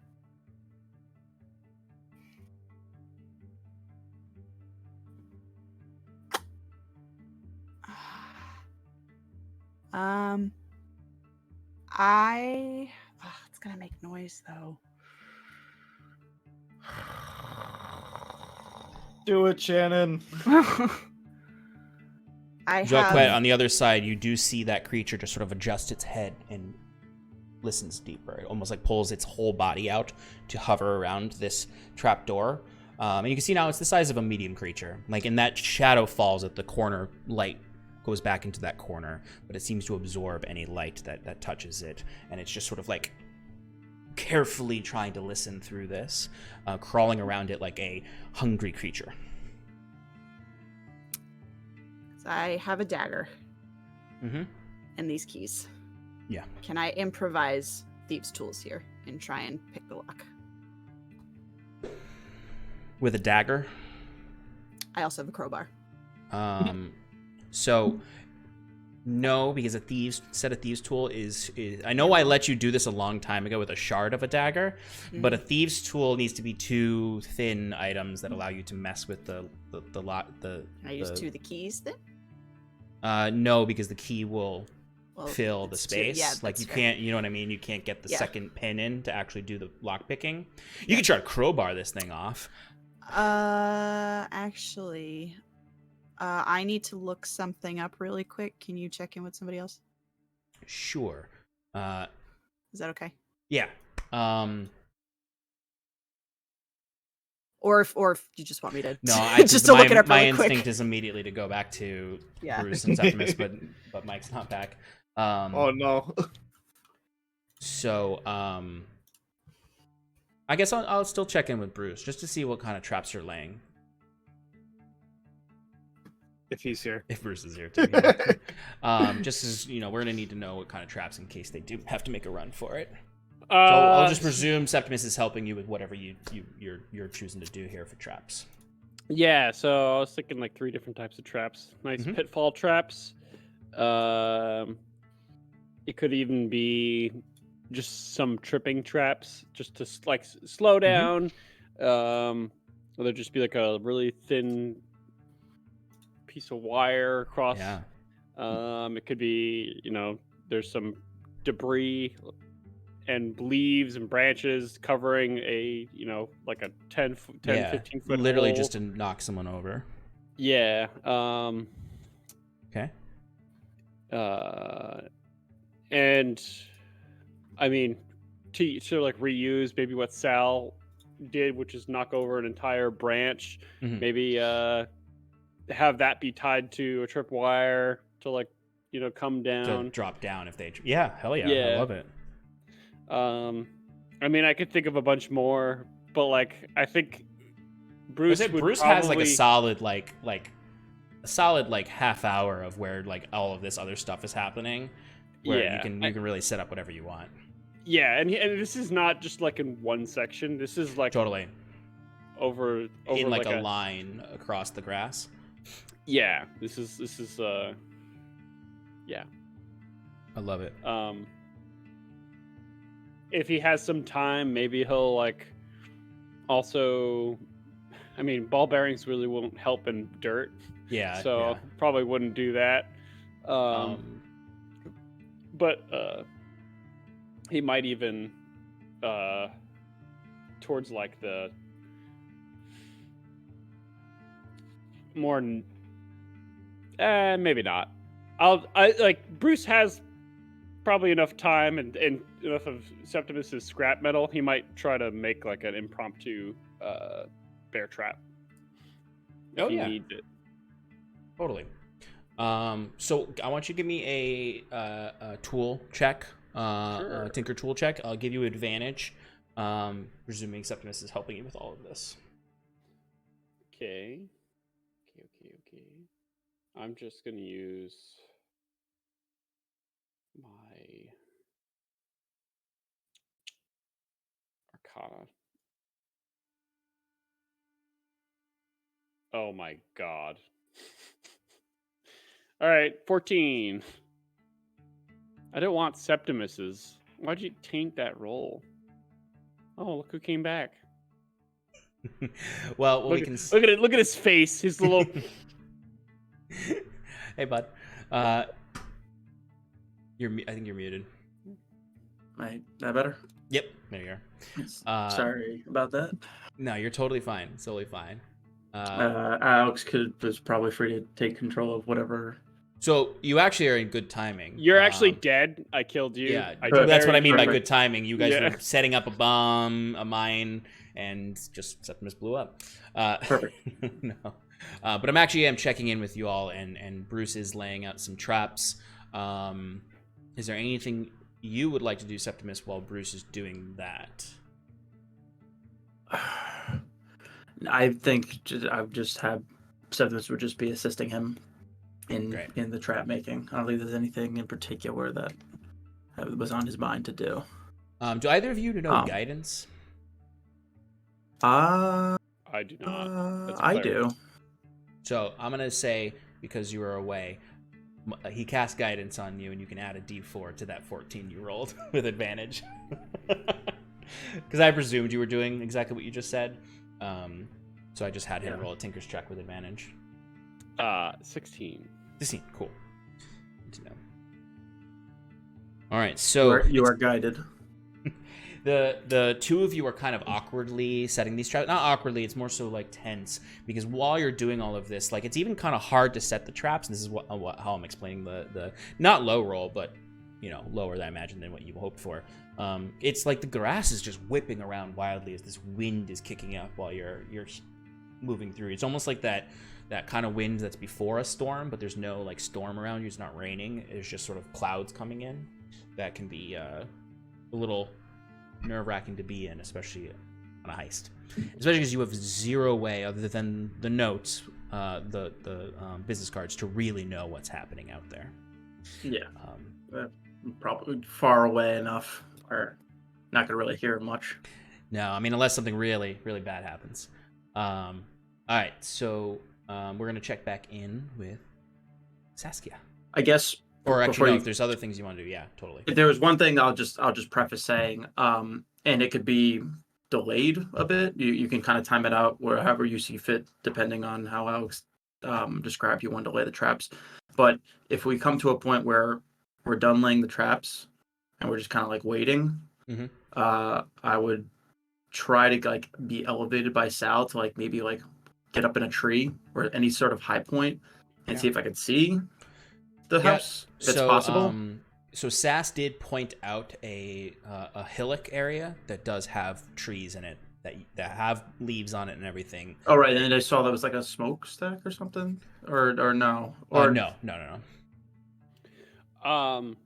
But if I know kind of where the area is, I would try to just like be there, kind of just looking and seeing if I know I don't have eyes on the house, but if there's like any sort of like commotion or anything that looks like it's off.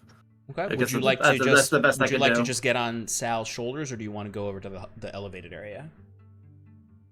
The elevated area would be a better visual. Would be better, but you would have to go kind of through the grass, so it would require a little bit of a stealth check. But you would have advantage because of the grass. Not gonna mess with the stealth. And the person would have disadvantage looking to see you. No, I'll just move up on Sal. Okay. I don't want to attempt the stealth. So what I'll say is you can move up on Sal, and when you're on Sal's shoulders, you can see over the top of the grass, and you can see just sort of the top. It's it's a good distance away, but it's not foggy out, so you can see the tippy tops of the farmhouse. Basically, the two corners where the wreckage kind of comes up above the line.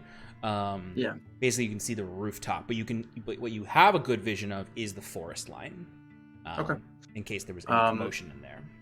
Yeah, so like I said, if there's a point that we're just like lull and just kind of like if whatever goes on in the house is extending past where we set traps, Septimus would kind of just be keeping an eye. Give me a perception if we're not check hitting then. anything. Yep. Well, I'll give you advantage because Sal is helping you. Thank you so much, Mr. Mike, with your low rolls. 12. Well, okay. All right. Okay. Now we will check back in. Oh, actually, no. Sorry. Sorry. Totally fine. If we are doing the lull thing, Bruce might actually ask for the stone, the emerald. Yeah. And he might try to make a very quick little electric pressure plate. So like take some of like a little mine and hoping that if it's stepped on, it can just emit an electric burst. Yeah, I'm gonna ask you to give me a tinker check if Septimus is okay with you using the gem file. Yes, I would happily give that to him. Go ahead and give me a tinker's check. I'm gonna say since this is kind of a makeshift thing, I'll give it a 15 for the DC. Okay. 16. Hell yeah! You have used some scraps and other pieces you have to make a pressure plate that, when stepped on, will kind of exert more pressure. That'll kind of spring action, I imagine, into the gem to burst it. Love it. And I don't know if I'm gonna hide that yet, but okay. So think about that while we jump over to Sass now. What are you doing, Sass? All right. have a plan. Okay. So, upon realizing none of these keys work, my instinct is to throw the keys, but I'm not going to do that because that's going to make noise. I'm going to take a deep breath. I'm going to grip my amulet, and I'm going to use that one charge that I have on it. The charge that allows you to cast something that yes, a cantrip that is on. No, it's a cantrip on the warlock spell list. Oh, okay, that you don't have prepared. Correct. So I looked up prestidigitation. One of the descriptors is you create a non-magical trinket that can fit in your hand and that lasts until the end of your next turn.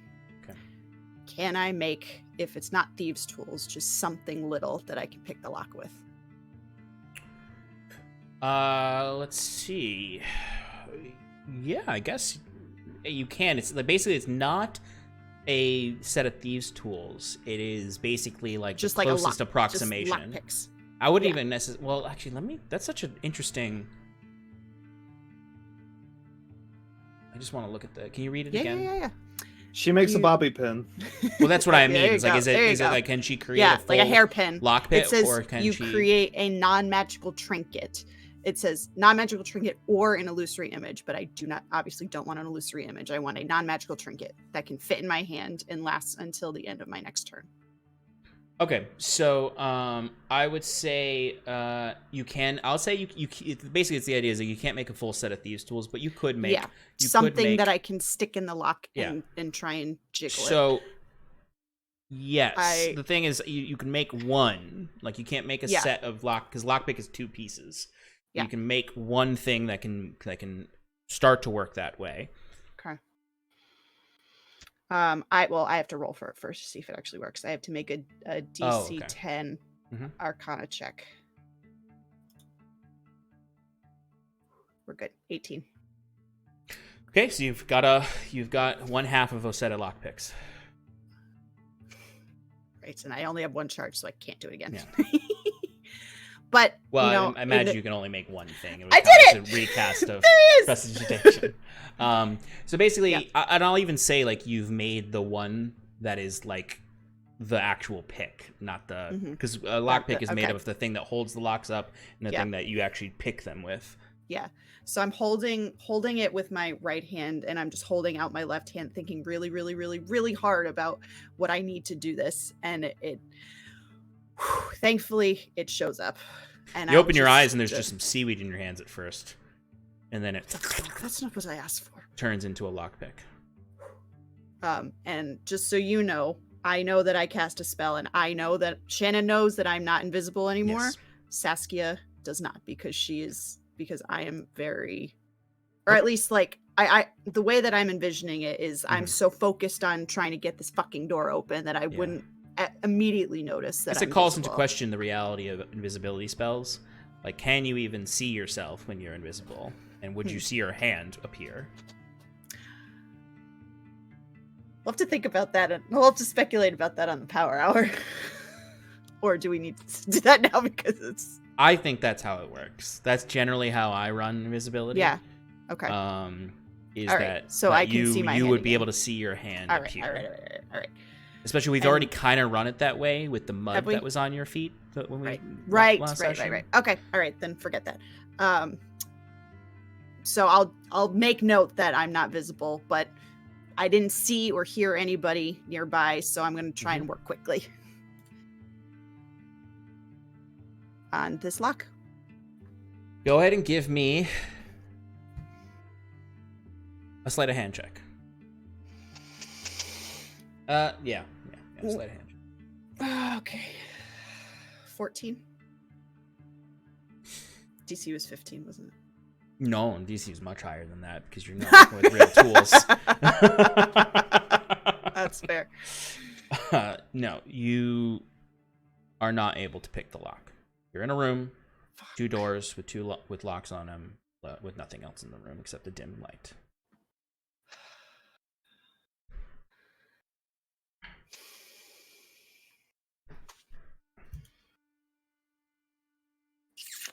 And I'll ask you to give me a stealth check Mm-hmm. for that action of picking the lock. Dirty 20.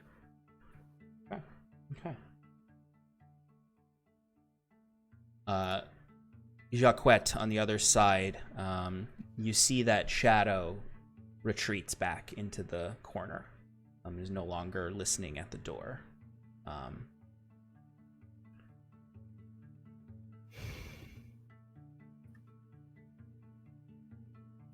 If you would like to give me a investigation check, you can, unless you have another idea. I do. I have one more idea, and then I'll do that. Can I? Is the lock? Can I see on the other side of it? You can try looking through it. Yes, please. There's no. I'm gonna have you do a perception check because it's just dark in the keyhole for this one. I have Like, Dell sight. No, I mean you can't see through it. Oh, can't see. Okay. Yeah. Almost as if there's no full lock here. There's no full. Like you can't unlock it from the other side, or it's not a full two-way lock. All right. Then yeah, investigation check. All right, give me a roll. EC is dirty 20. 12. Okay. You have a set of keys, and you have 2 doors. You've checked 1 door.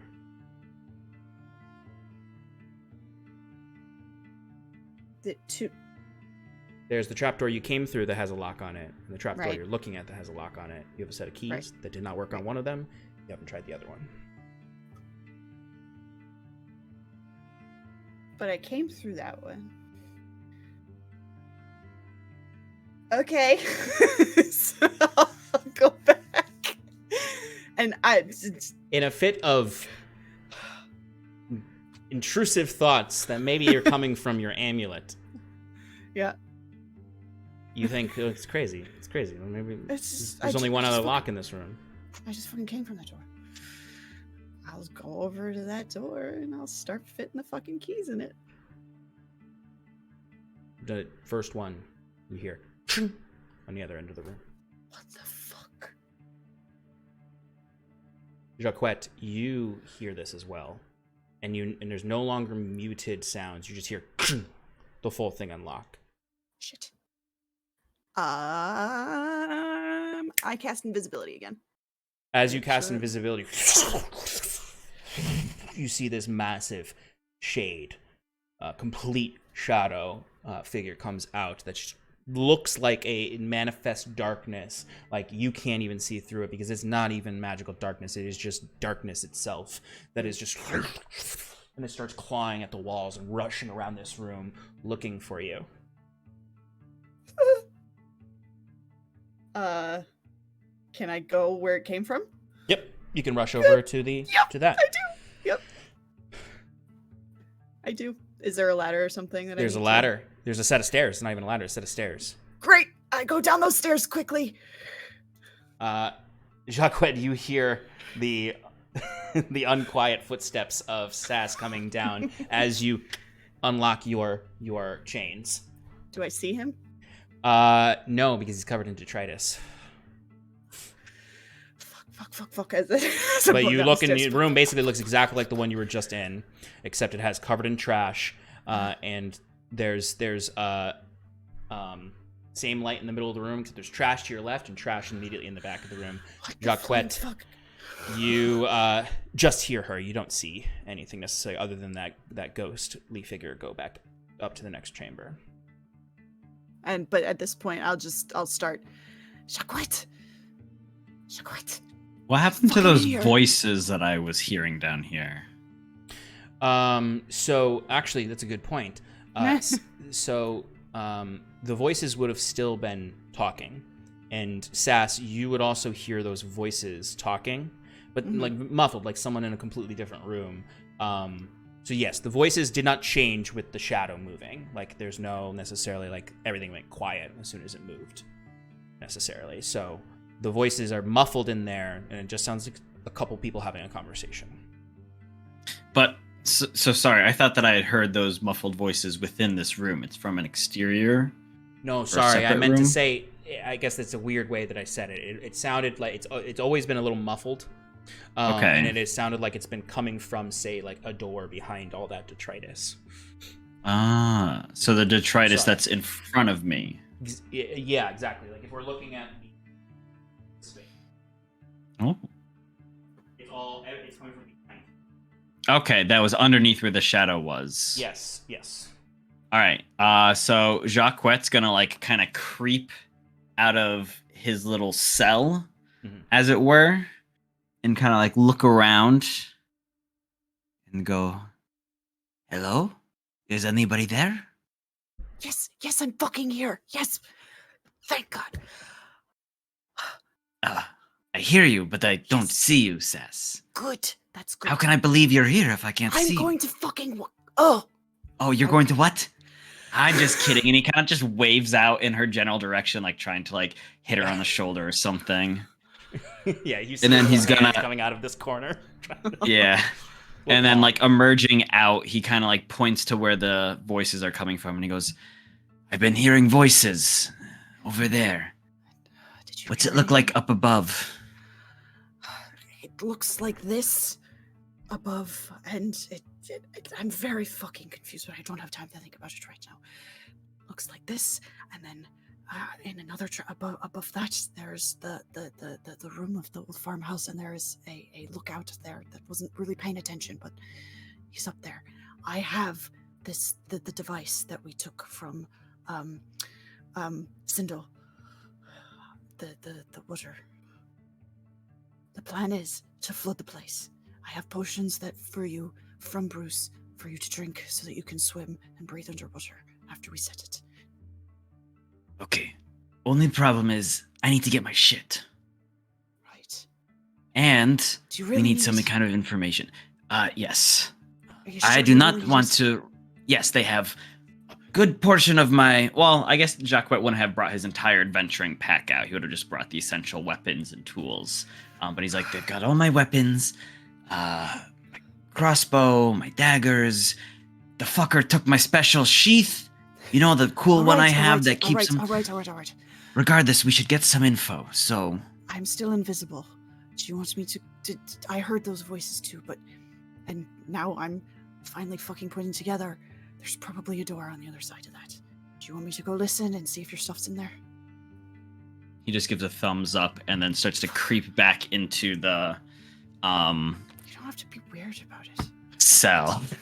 And he's just gonna like kind of keep an eye out from here, keeping an eye on the trap door for that shadow thing, and then just overall trying to watch Sass's back. That you can't see. Right. You're muted. You're muted. And this guy. Sass, give me a stealth check.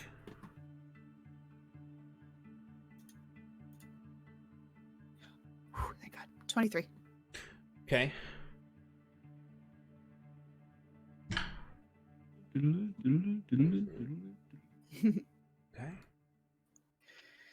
The shadow does not hear you. Despite Jaquet wants to silvery barbs her. No, I'm just kidding. Literally like Jaquet, like you see her like pull some of the detritus and slip by, kind of in the same way you're doing. Sass, you immediately see a door there, like just literally right on the other side in the wall, like a normal door that's just covered by this pile of wood. There's like a little tiny space back there, even like it's not as garbagey back here, almost like there's just this little tiny facade.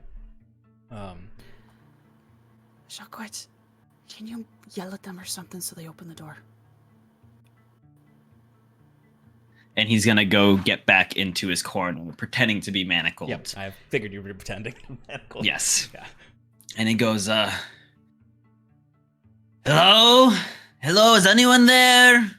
I'm awake now, and I would love to get my facial and a little pedicure, too. This water is doing hell on my nails. You hear the voices obviously stop back there, and you hear like the audible frustration of someone in there just going, and Sass, I'm gonna ask for a perception check to see if you can hear their full statements. I should have asked for a weapon. 15. 15. Okay, so you can hear them. They're not being quiet. They think they're completely concealed, and they just think it's a babbling prisoner. So you hear one of them go,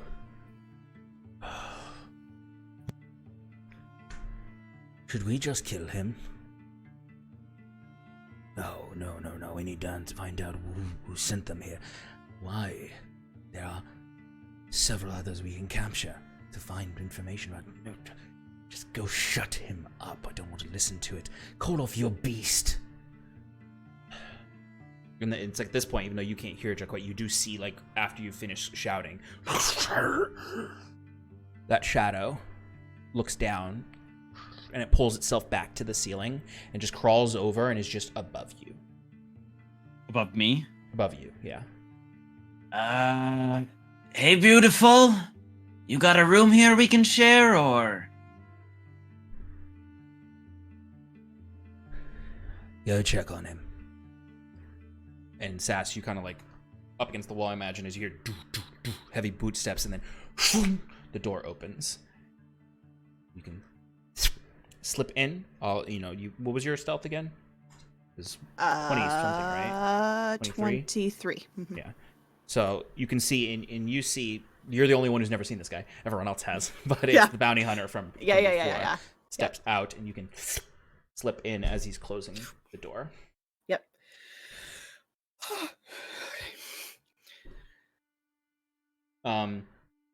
Sass, you see a room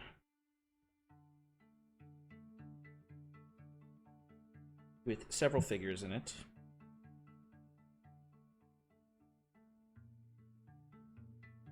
Around a table.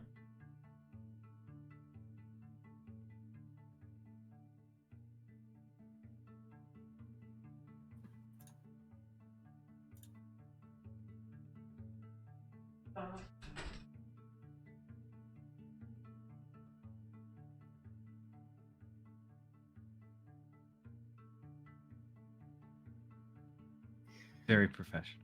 I know, right? Ooh. Oh boy. A dragonborn? Right? Oh Or look, an the possibility of Anya. Aarakocra? As you see Kieran standing in the middle of the pool. Yeah, Twilight Shepherd doesn't make a lot of money these days, so he sells drugs instead. Basically, the room is lit by a glittering pool and a single lantern. You can see there's the first person you immediately recognize is a richly looking man with round green sunglasses. Oh, the fucking guy from the road. Sitting at the table with a with a dragonborn, a winged dragonborn next to him. On the other side of the table from the two is a man completely covered head to toe in black.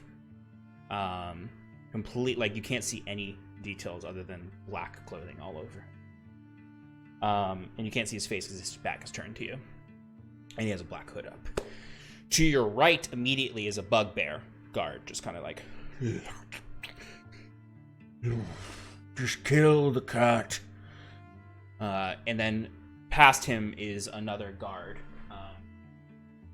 who's just a typical bandit. Back in the other room, Jaquet, you see the bounty hunter comes up to you, and you can see he just pulls that whole slab of wood to the side and kind of like grabs at your shoulder and says, "Do you want me to put you out of your misery, cat?" No, what I want you to do is do the nice thing, the right thing, and let me go. You know, I didn't really do anything wrong, right?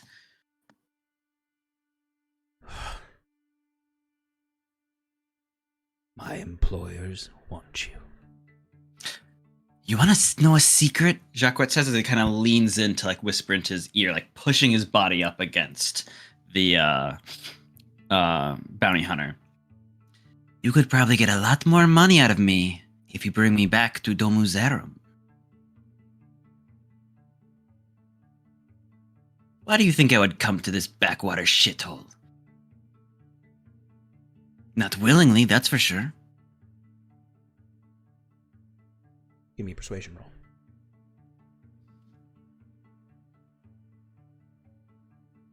$19.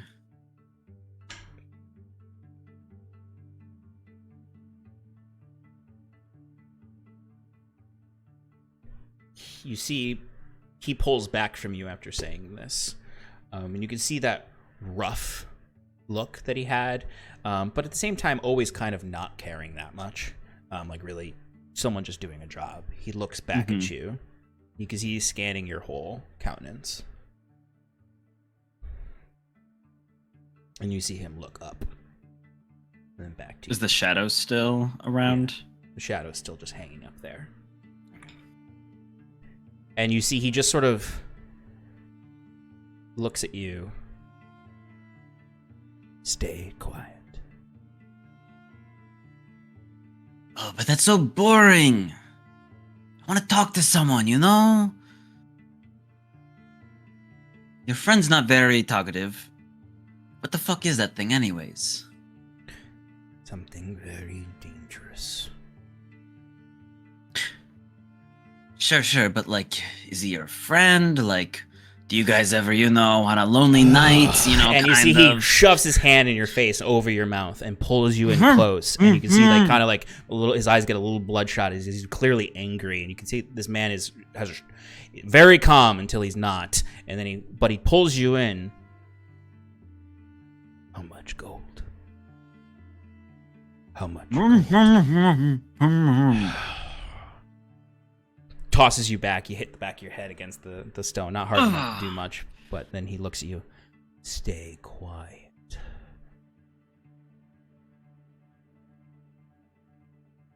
Why? What are you guys talking about in there? And so, if you can't tell, Jaquet's just trying to keep this guy out here for a while. So I'm gonna cut back. I'm gonna cut back inside while you're. We'll say you're doing this for a little bit. Sass. Yep. What do? You see these people talking. I want to listen to them for a minute, and while I'm listening, I'm looking around for his shit. Okay, give me a perception check. Mm-hmm. Give me a perception, 2 perception checks while you're looking around. But yeah, Steph. Would he have had my equipment on him? Because he put on the sheath. He might have. He probably at least has the daggers he stole from you. Okay. Like that's super easy to tell. Like he might not have the rest of it, but you know for sure he has at least those daggers. So first one is for Jaquet's stuff. Second one is for just kind of paying attention to what they're saying. All right. First one is a 21. Okay. And the second one is a 17. Okay. So with a 21, you do notice to the left of the room, you can kind of see it on the battle map where there's kind of like a armor rack in the back corner. Yeah. You can very clearly see Jaquet's crossbow with the quiver of bolts kind of hanging there. Mm-hmm. Crossbow is kind of hanging in the quiver of bolts off of the handle. You know for sure his crossbow is here. Mm-hmm. You can also see just kind of like a small satchel of whatever quick travel things you maybe presume Jaquet had on him. Obviously, like we said, he doesn't have his full traveler's bag, but whatever he needed, you might know there's random shit in there. His dice might be in there, maybe any pocket change he brought, anything that's not a weapon might be in that bag. Okay. All right. And then with the 17 to listen. Yep. I'll say like you hear this as you're looking for the bag and the crossbow. You see the man with the sunglasses. You can see the sunglasses are not like on; they're in a dark cave. They're like at the crook of his nose.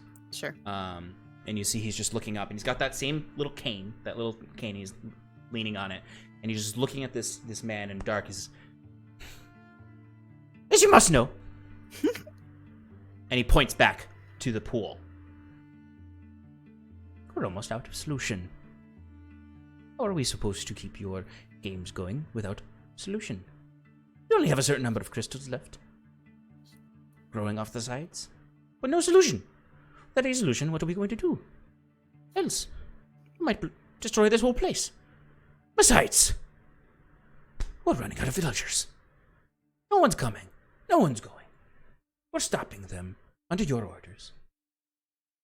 What happens when we kill everyone in Belogras? There's no way to cure it without them becoming violently addicted even further. We're not making enough gold. Whatever the fuck you and your people are trying to do is done. Unless you provide us with more solution and greater territory. And you see that Dragonborn next is just kind of like uncomfortably sitting there, the wings kind of stretching here and there, staring at this man, who you can see is in this all black, and he's just sort of staring back. You can't see his face yet, but he's just sort of in this deep voice that almost sounds too heavy for a real humanoid voice.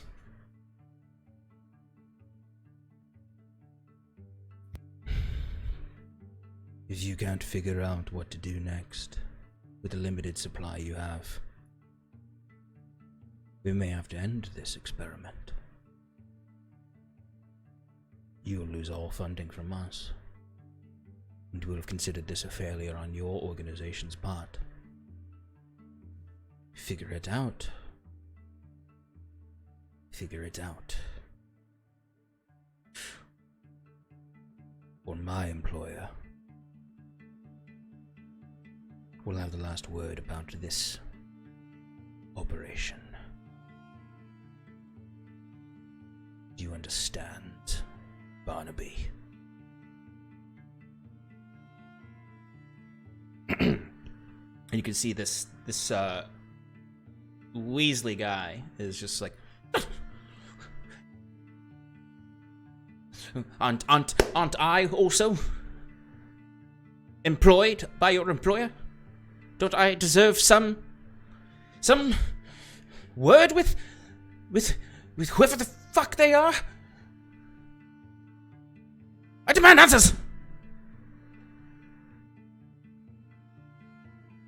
Sass, what do you do? I'm gonna start edging my way over to the where Jaquet's stuff is, and I'm gonna try and, try and sling the bag over my back or over my shoulder if it's a satchel or backpack, whatever, and grab his crossbow. Give me a new stealth check. Yeah. While you're doing that, a little bit more, the conversation persists.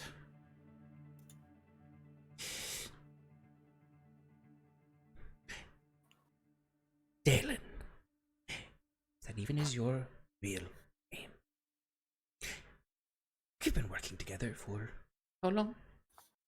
You come here, you provide a solution, we provide you with ample access to patience. Come on. You're not going to throw away an operation like this so easily. Surely your employer wants more information. Give us time. And more solution. And we'll figure out what to do next. We've nearly depleted everything we have. As well as subjects. I almost died the other day. Freaking cart almost ran me over of that fucking cat's friends. If more adventurers show up like that, they need help. There's barely more than a dozen of us. Sass, what was your stealth roll? 13. Yeah. That was with advantage. I was doing so good. Okay, I'm gonna have to actually look at some passives. Oh, no. I will at the very least tell you the guards by the racks don't notice. Like, they don't seem to notice. They're not looking at you. They rolled a 10.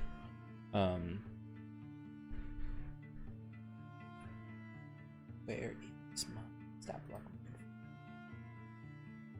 It's a perception. Sass, you hear this conversation happening, where this Barnaby is begging for more, essentially more funding, more solution to make the addictive substance, more protection from the employer. The representative of the employer is looking at him, and as he's saying this, you can see, like, I imagine you're almost like looking over your shoulder as you're going over. You do start to put everything on. The representative seems to like pull out a weapon. You can see he pulls out this sword. It's a very interesting looking sword. It's almost hatchet-like. It's not hatchet, sorry, machete-like. It's not like a knight's sword or anything like that. It's a tall, thin sword that has that kind of curve in the front, and it has where, you know, normally there's a sharpened edge. The edge is sharpened, but it's clearly made of a different substance of the rest of the blade. A little darker in color. As he holds that weapon out and puts it on the table.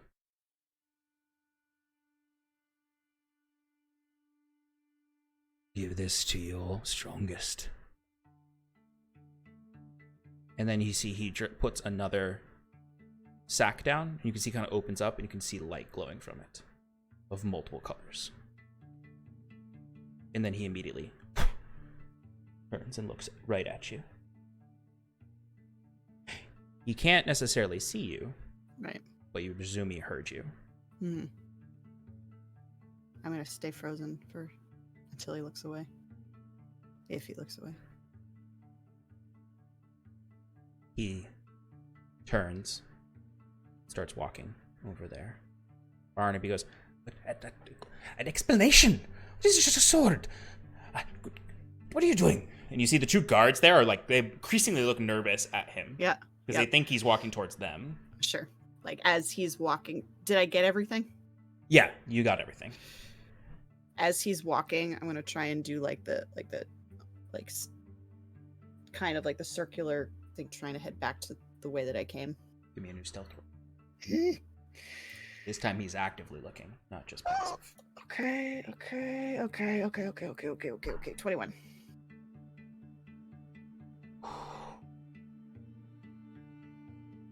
You are walking up to him, and you have everything, and you're kind of squeezing by. And you can see his face.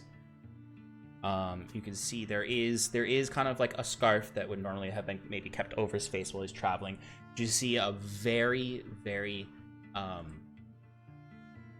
pale, half orcish face, like a pale greenish color.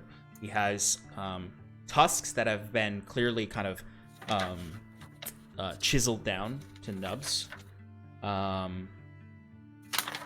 and he has these sort of like pale white eyes. Have I seen this guy before? No. The description sounds familiar. He's walking, and for a moment, he's looking directly at you as you're kind of like stopping and moving and stopping and moving. He's looking directly at you, and then like kind of like looks around, and then you watch him physically put his hand up, and you tighten up and you try to slip past as he grabs for the space you were just standing before.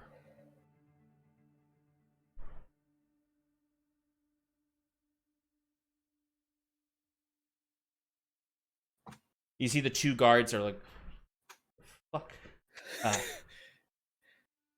As you slip past and head towards the door, you hear Barnaby, always so superstitious. What are you doing? Then explain whatever weapon this is. And you go and you turn and you can see you're past them. Their door is there. Back on the other side. Is it open? No, it closed the door behind him. Shit. Okay. Back on the other side, Jaquet, you are talking with this bounty hunter still. Mm-hmm.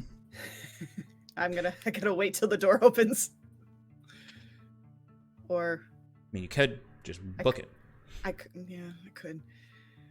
I'll give it like yeah, do the thing. Yep.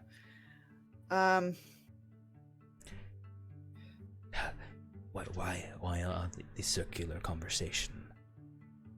You offered something and now you won't explain yourself. Well, really, I'm so needy. I just anything to get some attention, I was not gesturing, by the way. I know. Could you imagine? And he doesn't even Yeah, notice. right? Yeah.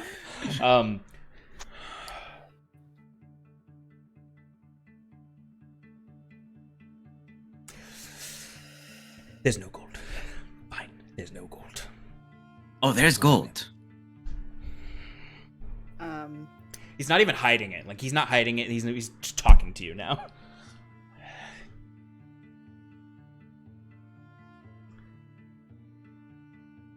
You've given me quite to think about, cat. He stands up. I'm not a cat. I'm a tabaxi. You people are pretty fucking racist with this. Like, you people just call me cat man. That's not who I am. Shut your mouth, feline. Technically, still humanoid, not the feline. I imagine. Can I hear them talking on the other side? I mean, you can listen for it. You can hear just as much as you can kind of hear it through the door for them. You can hear them. Yeah. I mean, they were talking quietly at first. Well, not Jaquet. Yeah. All right. Here's what I'm going to do. I'm going to stand by the door. I'm going to take out the device. Mm-hmm. I'm going to hold my hand over the button that I know is going to start the timer. Mm-hmm. And I'm going to wait till the people in the room get back into a conversation. Okay. And then I'm going to hit it, place it, and GTFO. Okay, so just a reminder, when you let go of it and it's no longer being held by you, it will become visible again. So it would be best to is put there it in a place that's I was going to say, is there trash in this room? Yeah. Okay. There's definitely a place you can conceal. Yeah, I'm going to stick it somewhere behind some trash. Okay. And do you need other stealth? Because I'm going to try and do it quietly. Yes, I do. There's a lot of stealth checks, but this is a stealthy, intense mission for you. All right, 13. Again. The only person that's really against is the bounty hunter going through the door. Okay.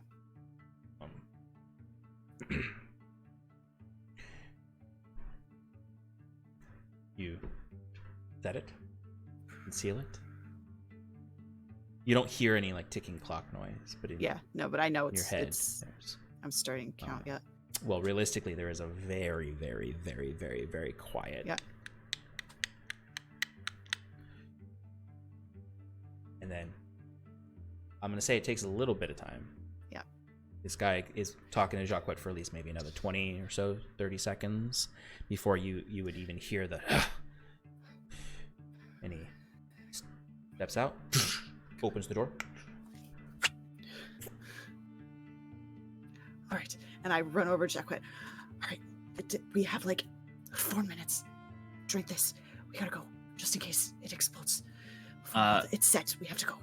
Jaquet's looking at his equipment and sees that there's here. no belt, and he drinks the 2 potions, and he goes, I'll be right behind you. And he's just gonna book it to the door. Where the fuck are you going? Open it. We have to go. And then he's just gonna, as quickly and smoothly as he can, he's just gonna run in, grab the guy, the sheath around the guy, yank it off, and try to run away. Oh my god. Okay. So there's gonna be a few different rolls before you get to the runaway part. So first, I'm gonna ask you to roll a quick initiative roll. Okay. 13. And this is not for the people in the room. Mm-hmm. Okay, 13. Okay. Sorry, I just almost dropped my pen. This is a tense exchange.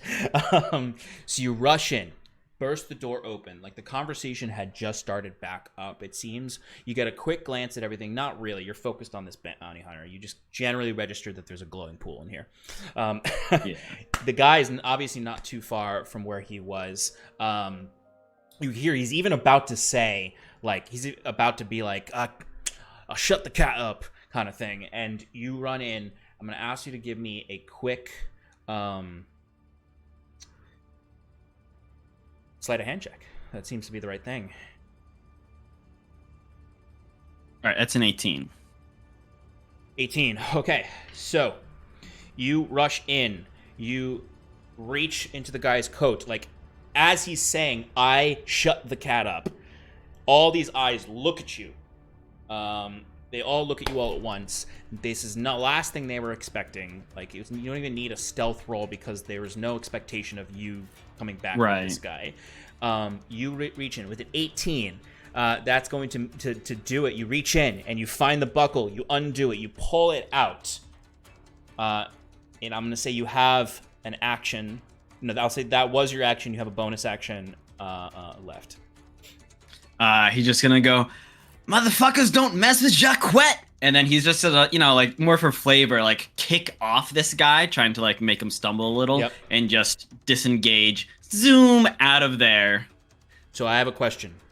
Sure. Do you, just to clarify, do you say Jaquet or do you say LaRue? I was thinking the same thing. Cool. I just want to make sure that that's your intention. Okay. So you say, don't mess with fucking Jaquet into this room. As you kick the guy, I'm going to ask for, I know it's you don't, it's like not part of your action economy. I'm just going to ask for a attack roll, like with advantage, because you're still in that kind of surprise part. And imagine it's just fluid motion, part of pulling the belt off. Ooh, that was almost a natural 20. It's a 10. Okay, so I'm going to say you do kick him. He does stumble forward, but you're not going to get that full, like, prone and falling into the group. As he does kind of fall to one knee and looks back and just fucking... As they all, like, the guards immediately clamor up. Like, they're still in this surprise round. But you turn around and see this shadow right in front of you. As it's, like, not like right in front of you. It's upside down on the ceiling looking at you. Can I blast it? No, you should give me a roll as well. Jaquet, though, you do have a bonus action. So I disengage as my bonus action, which technically means that no enemies have opportunity attacks. Correct. And if I feline agility, that's 60 feet of movement. Is that enough to run in, kick them, and get out? Or?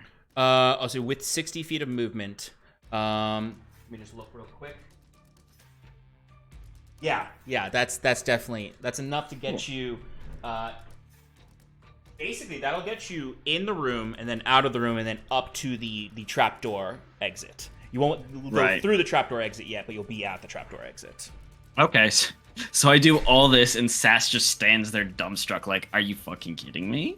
Yeah, Sass, invisibly, like see. literally, like you see, like as he rushes in, does this, and exclusively because of his ability to disengage is able to get out of this situation, at least for now, getting out the door.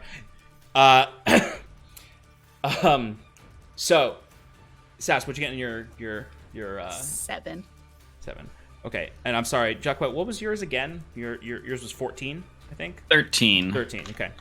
So he goes right past you, up the stairs, and he's basically up at the top of those stairs right now. Like, you can see him, like, opening the trapdoor. Well, actually, the trapdoor's already open.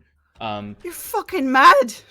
And you, Sass, would immediately see at the door is the shadow, like, up on the ceiling, and immediately and starts chasing after him. The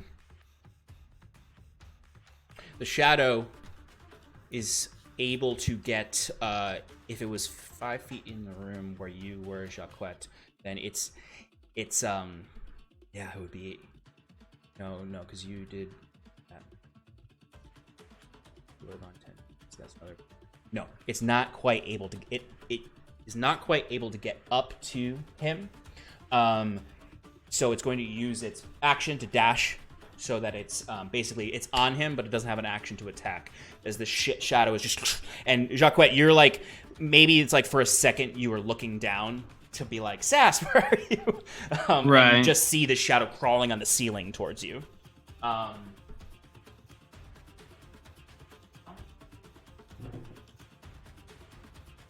right. Sass, you're up, though.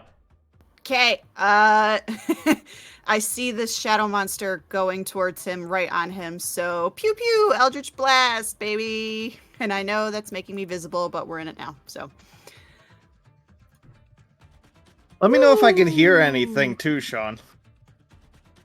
Oh, I will. I will. You hear Shannon's pew pew. pew pew. First blast was a 26 to hit. 26 hits. Okay, that's gonna be 9 points of force damage. And the All right. second one. Oh shit! The second one. I got two beams. Pew pew. Second one's an 18 to hit, That hits. Go ahead and roll damage.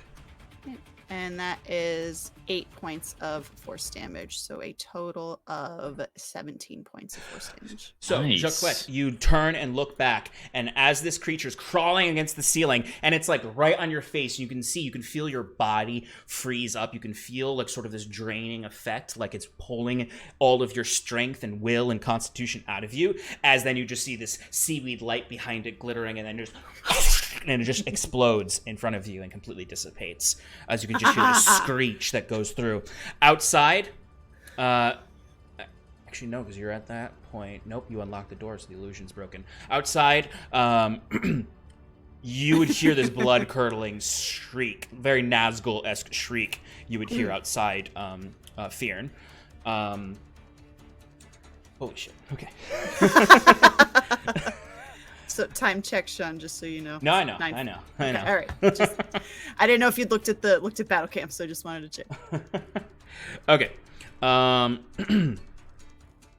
So, that was it's still your turn. That was just your action. Fuck. Movement and bonus action. Yeah, is it gone? Like I can't see it No, anymore? it's dead. It's dead. It's That's dead. what I meant It's by dead. it exploded. It's dead. I killed it. Oh fuck. Yeah. Oh fuck. Okay, we need to fucking go. We have like 3 minutes now. Let's go. Jaquet's move it. pointing out the door that he is leaving, and because we're in static Don't initiative, be he a fucking can't asshole. move. Just go. And I start. I need to wait for my turn in initiative. I'm polite, okay? My apologies. Oh, I don't have any spell slots. Fuck. I was gonna Misty Step, but I can't do that. All right, I just gotta move. move action. And by the way, Jaquet, I had a mistake. You actually were able to get further into the next room. Okay. Yeah, because of the location. Yeah, whatever, man. Yeah, Sounds you would have good. been. You We're would have been gonna like. You would have been like clean 5. escape. You would have been 5 feet into the next room, where you would see that random. Actually, no. I'm sorry. The illusion's broken. You step up right into the house. That other chamber that you were in was a complete illusory chamber. Okay, that makes sense. Sorry. Whatever you say, It's boss. okay. It's okay. And Sass, you move your full 30 feet. Yep.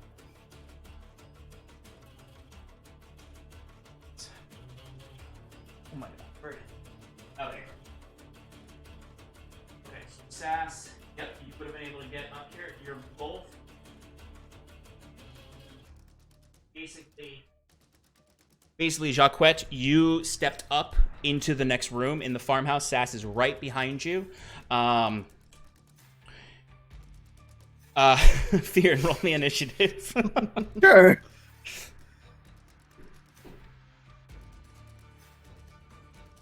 I got a 16. Okay, so Fyrn, what's your dexterity, Fyrn? 2.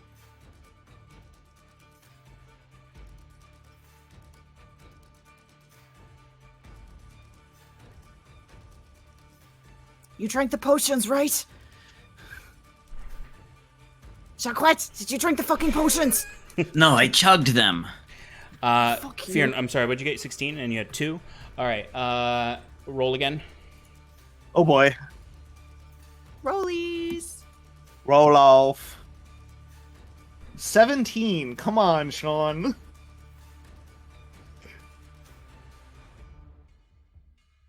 $17. Okay, you get to go first. So Fyrn, you are up. You hear that blood-curdling scream, and you can hear some commotion inside. What do you want to do?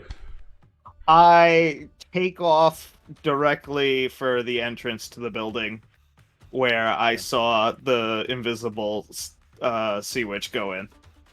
Okay. Sword drawn, just running in there. You have 30 feet of movement? You have 30 feet of movement? That is correct, yes. So you basically get up to the door, because you were 35 feet away. So you can get right up to the door. The two of you definitely hear Fyrn running there. You know Fyrn was out there. Yep. Do I see them? What do I see there? You're not quite inside yet. You'd have to step inside to see them. Do I see that guard that's on the other side in the broken out window? You don't right now because he has not gone yet on his initiative. Ooh. I think I would probably cast Armor of Agathis on myself. Mm-hmm. Just to and wait here. Ready. Okay. Basically, I guess I can't have a ready to action because I just casted a spell, but ready in case anybody comes through this door. Sure, absolutely. Anything else, Fyrn? Maybe I'll just take a 5-foot step to the side so people might not notice me. So I'm not standing in the doorway. What I'll say is basically you ran up and put your back against the house, and you have your sword ready. Armor bag if this comes on. You've got your sword ready, basically waiting to see if anything happens that you would need to jump in for. Got it. Okay, so that is gonna go to the bandit's turn. You see that bandit turns into the room now and sees you two, makes eye contact with you two. He spits his cigarette out that's almost burnt out, and is going to be I'm fucking here! He shouts at the woods as he then pulls out a light crossbow and fires it at Jaquet since he's actually in the room.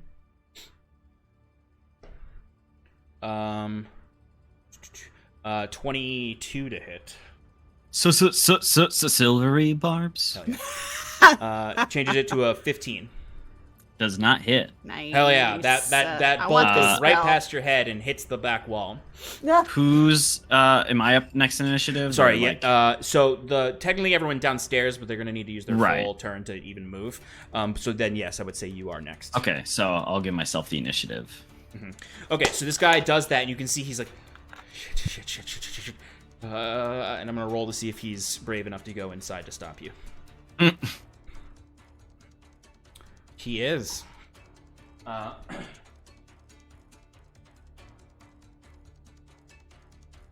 As he unsheathes his sword and comes running in, kind of jumping over debris and looking at you like ready, like stop right there. Jaquet, you're up. Okay, and Fyrn, you obviously hear this and you can hear the conversation there.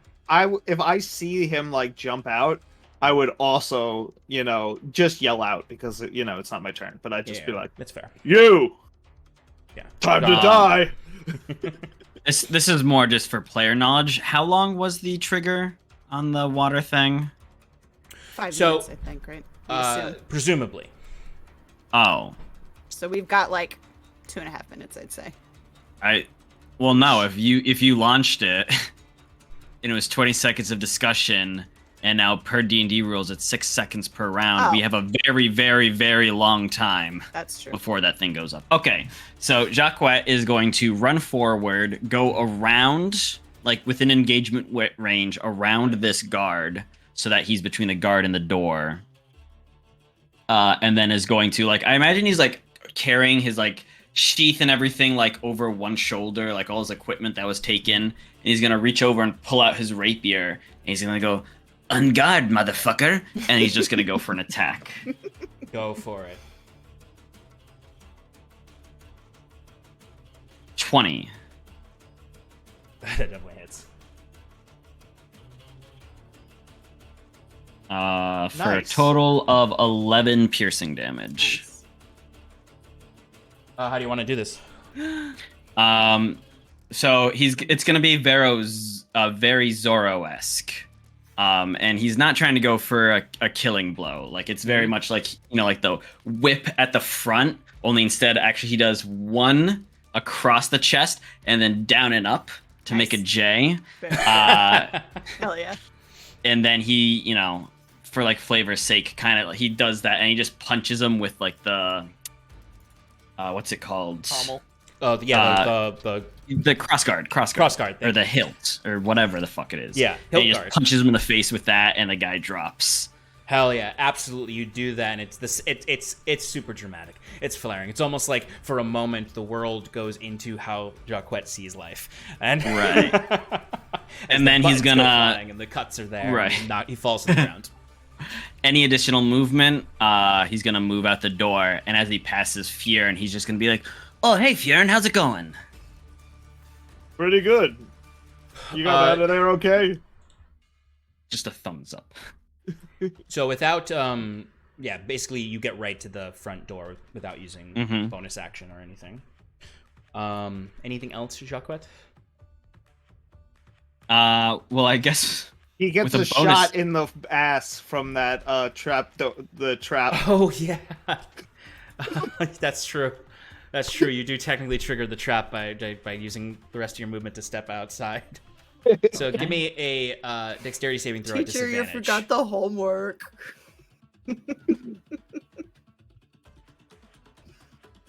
Sorry. Oopsie, that's still 19. That's still 19. So basically what happens is, Jaquet, you do this really awesome move. You cut this J into this guy's chest and then knock him unconscious. Like Sass, it's pretty impressive. And then, like, Sass, you don't have a chance to say anything as he just runs out the door. And you see this bolt goes flying. And Jaquet, you step out and you start talking to Fyrn, like, "Hey, Fyrn, how's it going?" As this bolt just flies past your face. There's a fucking trap. I really shouldn't leave that laying around. It's very dangerous. And then bonus action to dash and just move another 30 feet out. Yeah, that'll get you right into the grass line.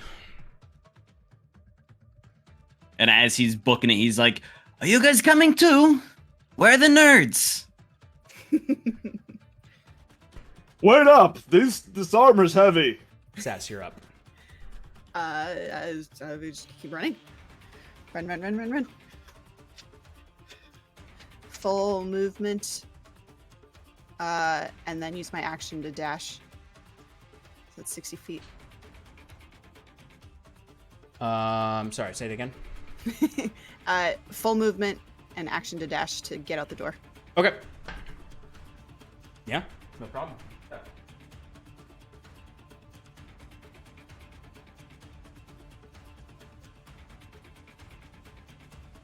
Can we say Yes. that I... So Fyrn, you rush up there to protect them. You hear the commotion inside. You see Jaquet has knocked this guy out. You can look in and see the unconscious body there. You do hear footsteps below, but they both run past you into the grass. Let's fucking go!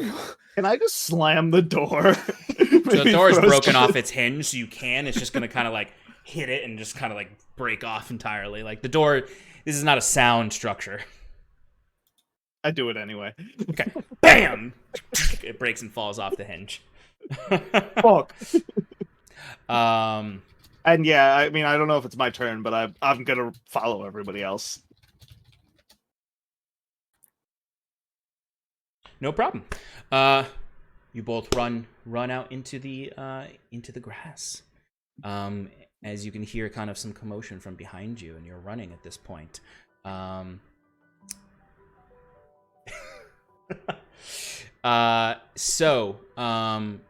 Once you get into the grass, I'm going to ask you all to give me stealth checks. Oh boy, do we still have advantage from that wind? Yeah. Cool. Oh. Saucy.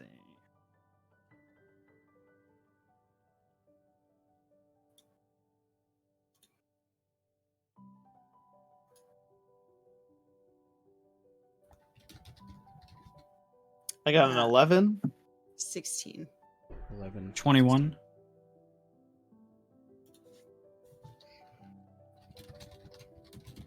21. Yes. 11, 16, and 21. Was that what it was? Yep. Okay. All right, so you do all hear that behind you there are definitely they like at least some of these bandits have have come out from the door. Like you all, with your head start, are significantly ahead of them. So there are bandits chasing you. I imagine we point Jaquet out to where the frog statue is, so we can set up the trap.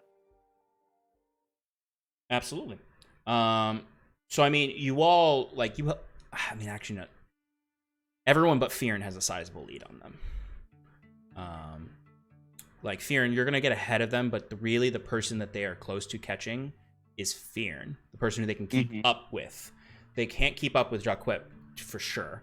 Sass, you're gonna fall behind Jaquet if he uses feline agility, but you are gonna be normal movement. You can keep up with him. Fyrn, you're roughly 30 feet behind. 30 feet because of where they were. 30 feet behind, but you are still ahead of the bandits. It's just if they catch you, or if they're in a space where they can see you and kind of actively fight with you, they can start shooting crossbow bolts at you, that sort of thing. So I imagine though, Fyrn, you're not too far behind them, and you can at least keep up with them, 30 feet behind them. I imagine it's tough in the tall grass. So I know where we're headed anyway. So yeah, and I'm going to at this point turn back to our two other friends. I know we're getting late and we're going to end soon. I want to turn back to the other friends. I know just the nature of this thing, we haven't been able to come back to you guys a lot. But from where you are, though, that position of looking from higher up, one, you would hear, although a bit quieter, you would hear that shrieking. You would be able to start seeing the grass move when they run out. But that's what I figured would be the case. But so the two of you are on the other end, a couple hundred feet away from them, and you can tell shit's going down.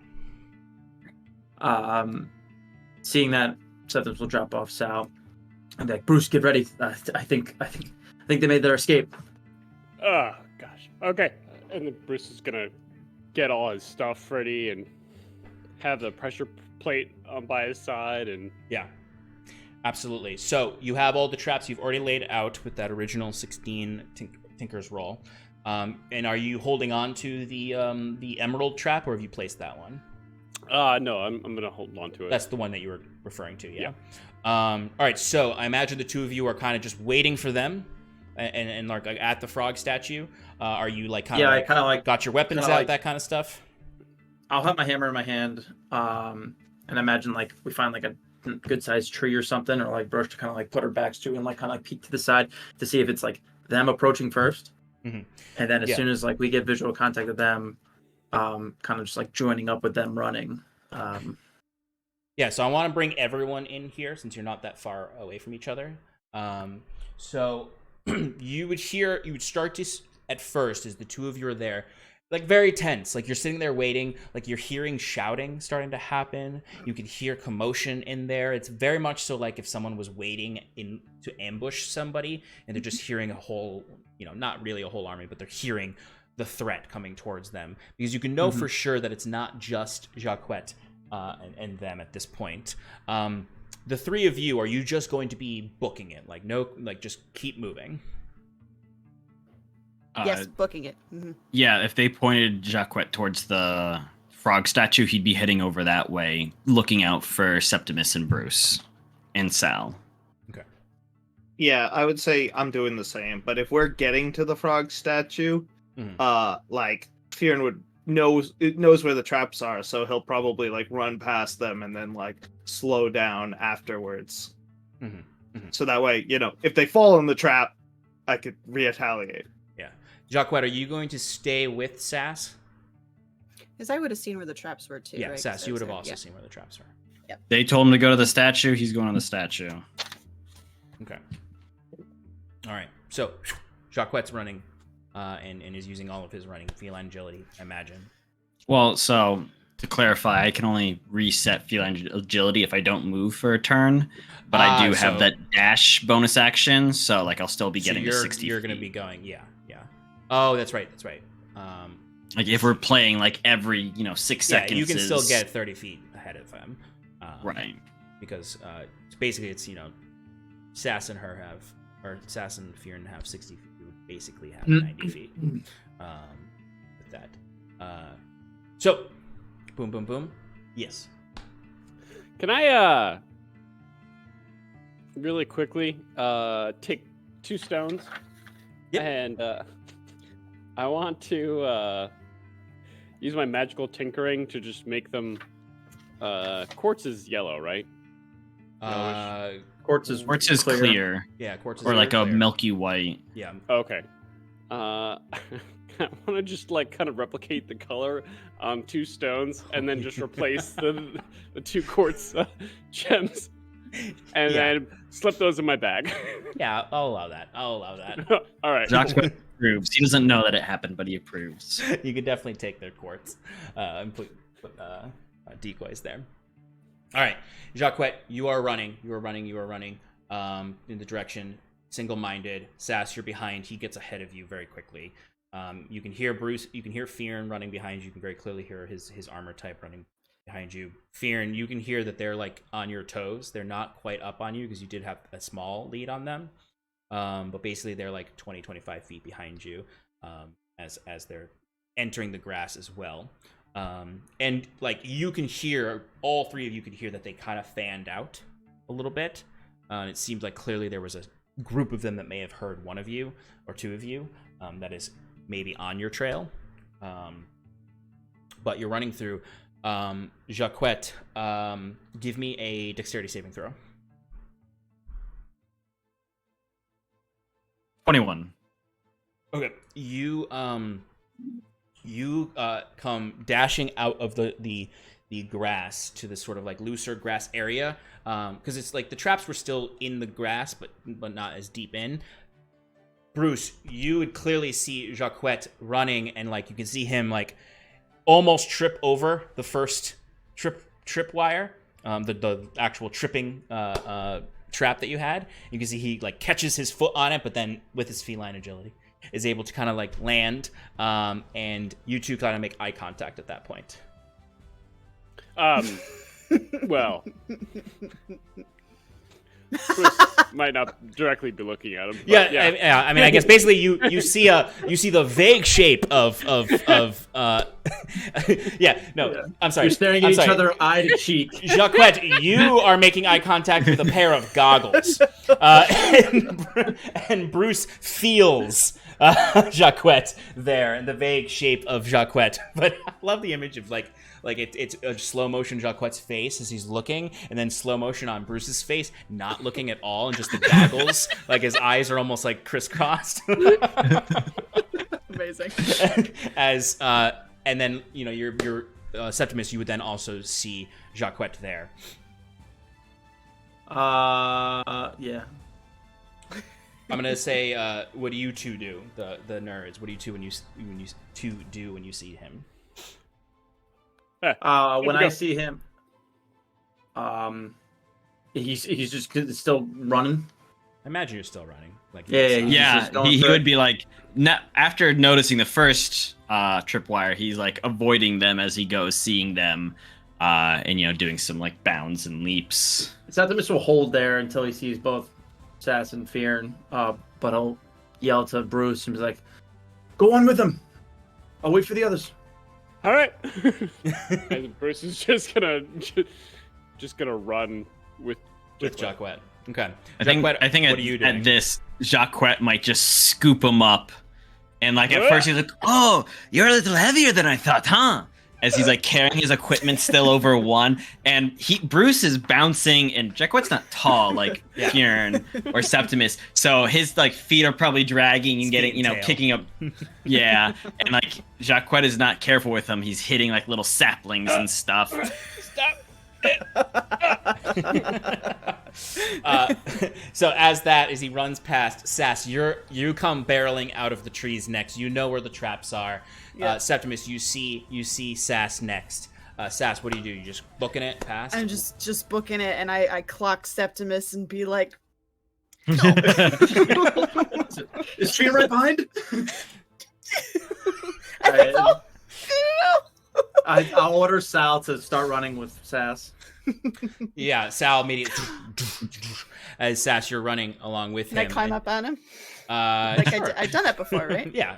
You can, and actually, his movement speed's 40 feet. Oh, okay, Great. all right. So yeah, He's faster than me. Sass, as you climb up, you kind of look back, and the last thing you see before kind of turning around is you just see that frog statue staring at you from the opening of the grass.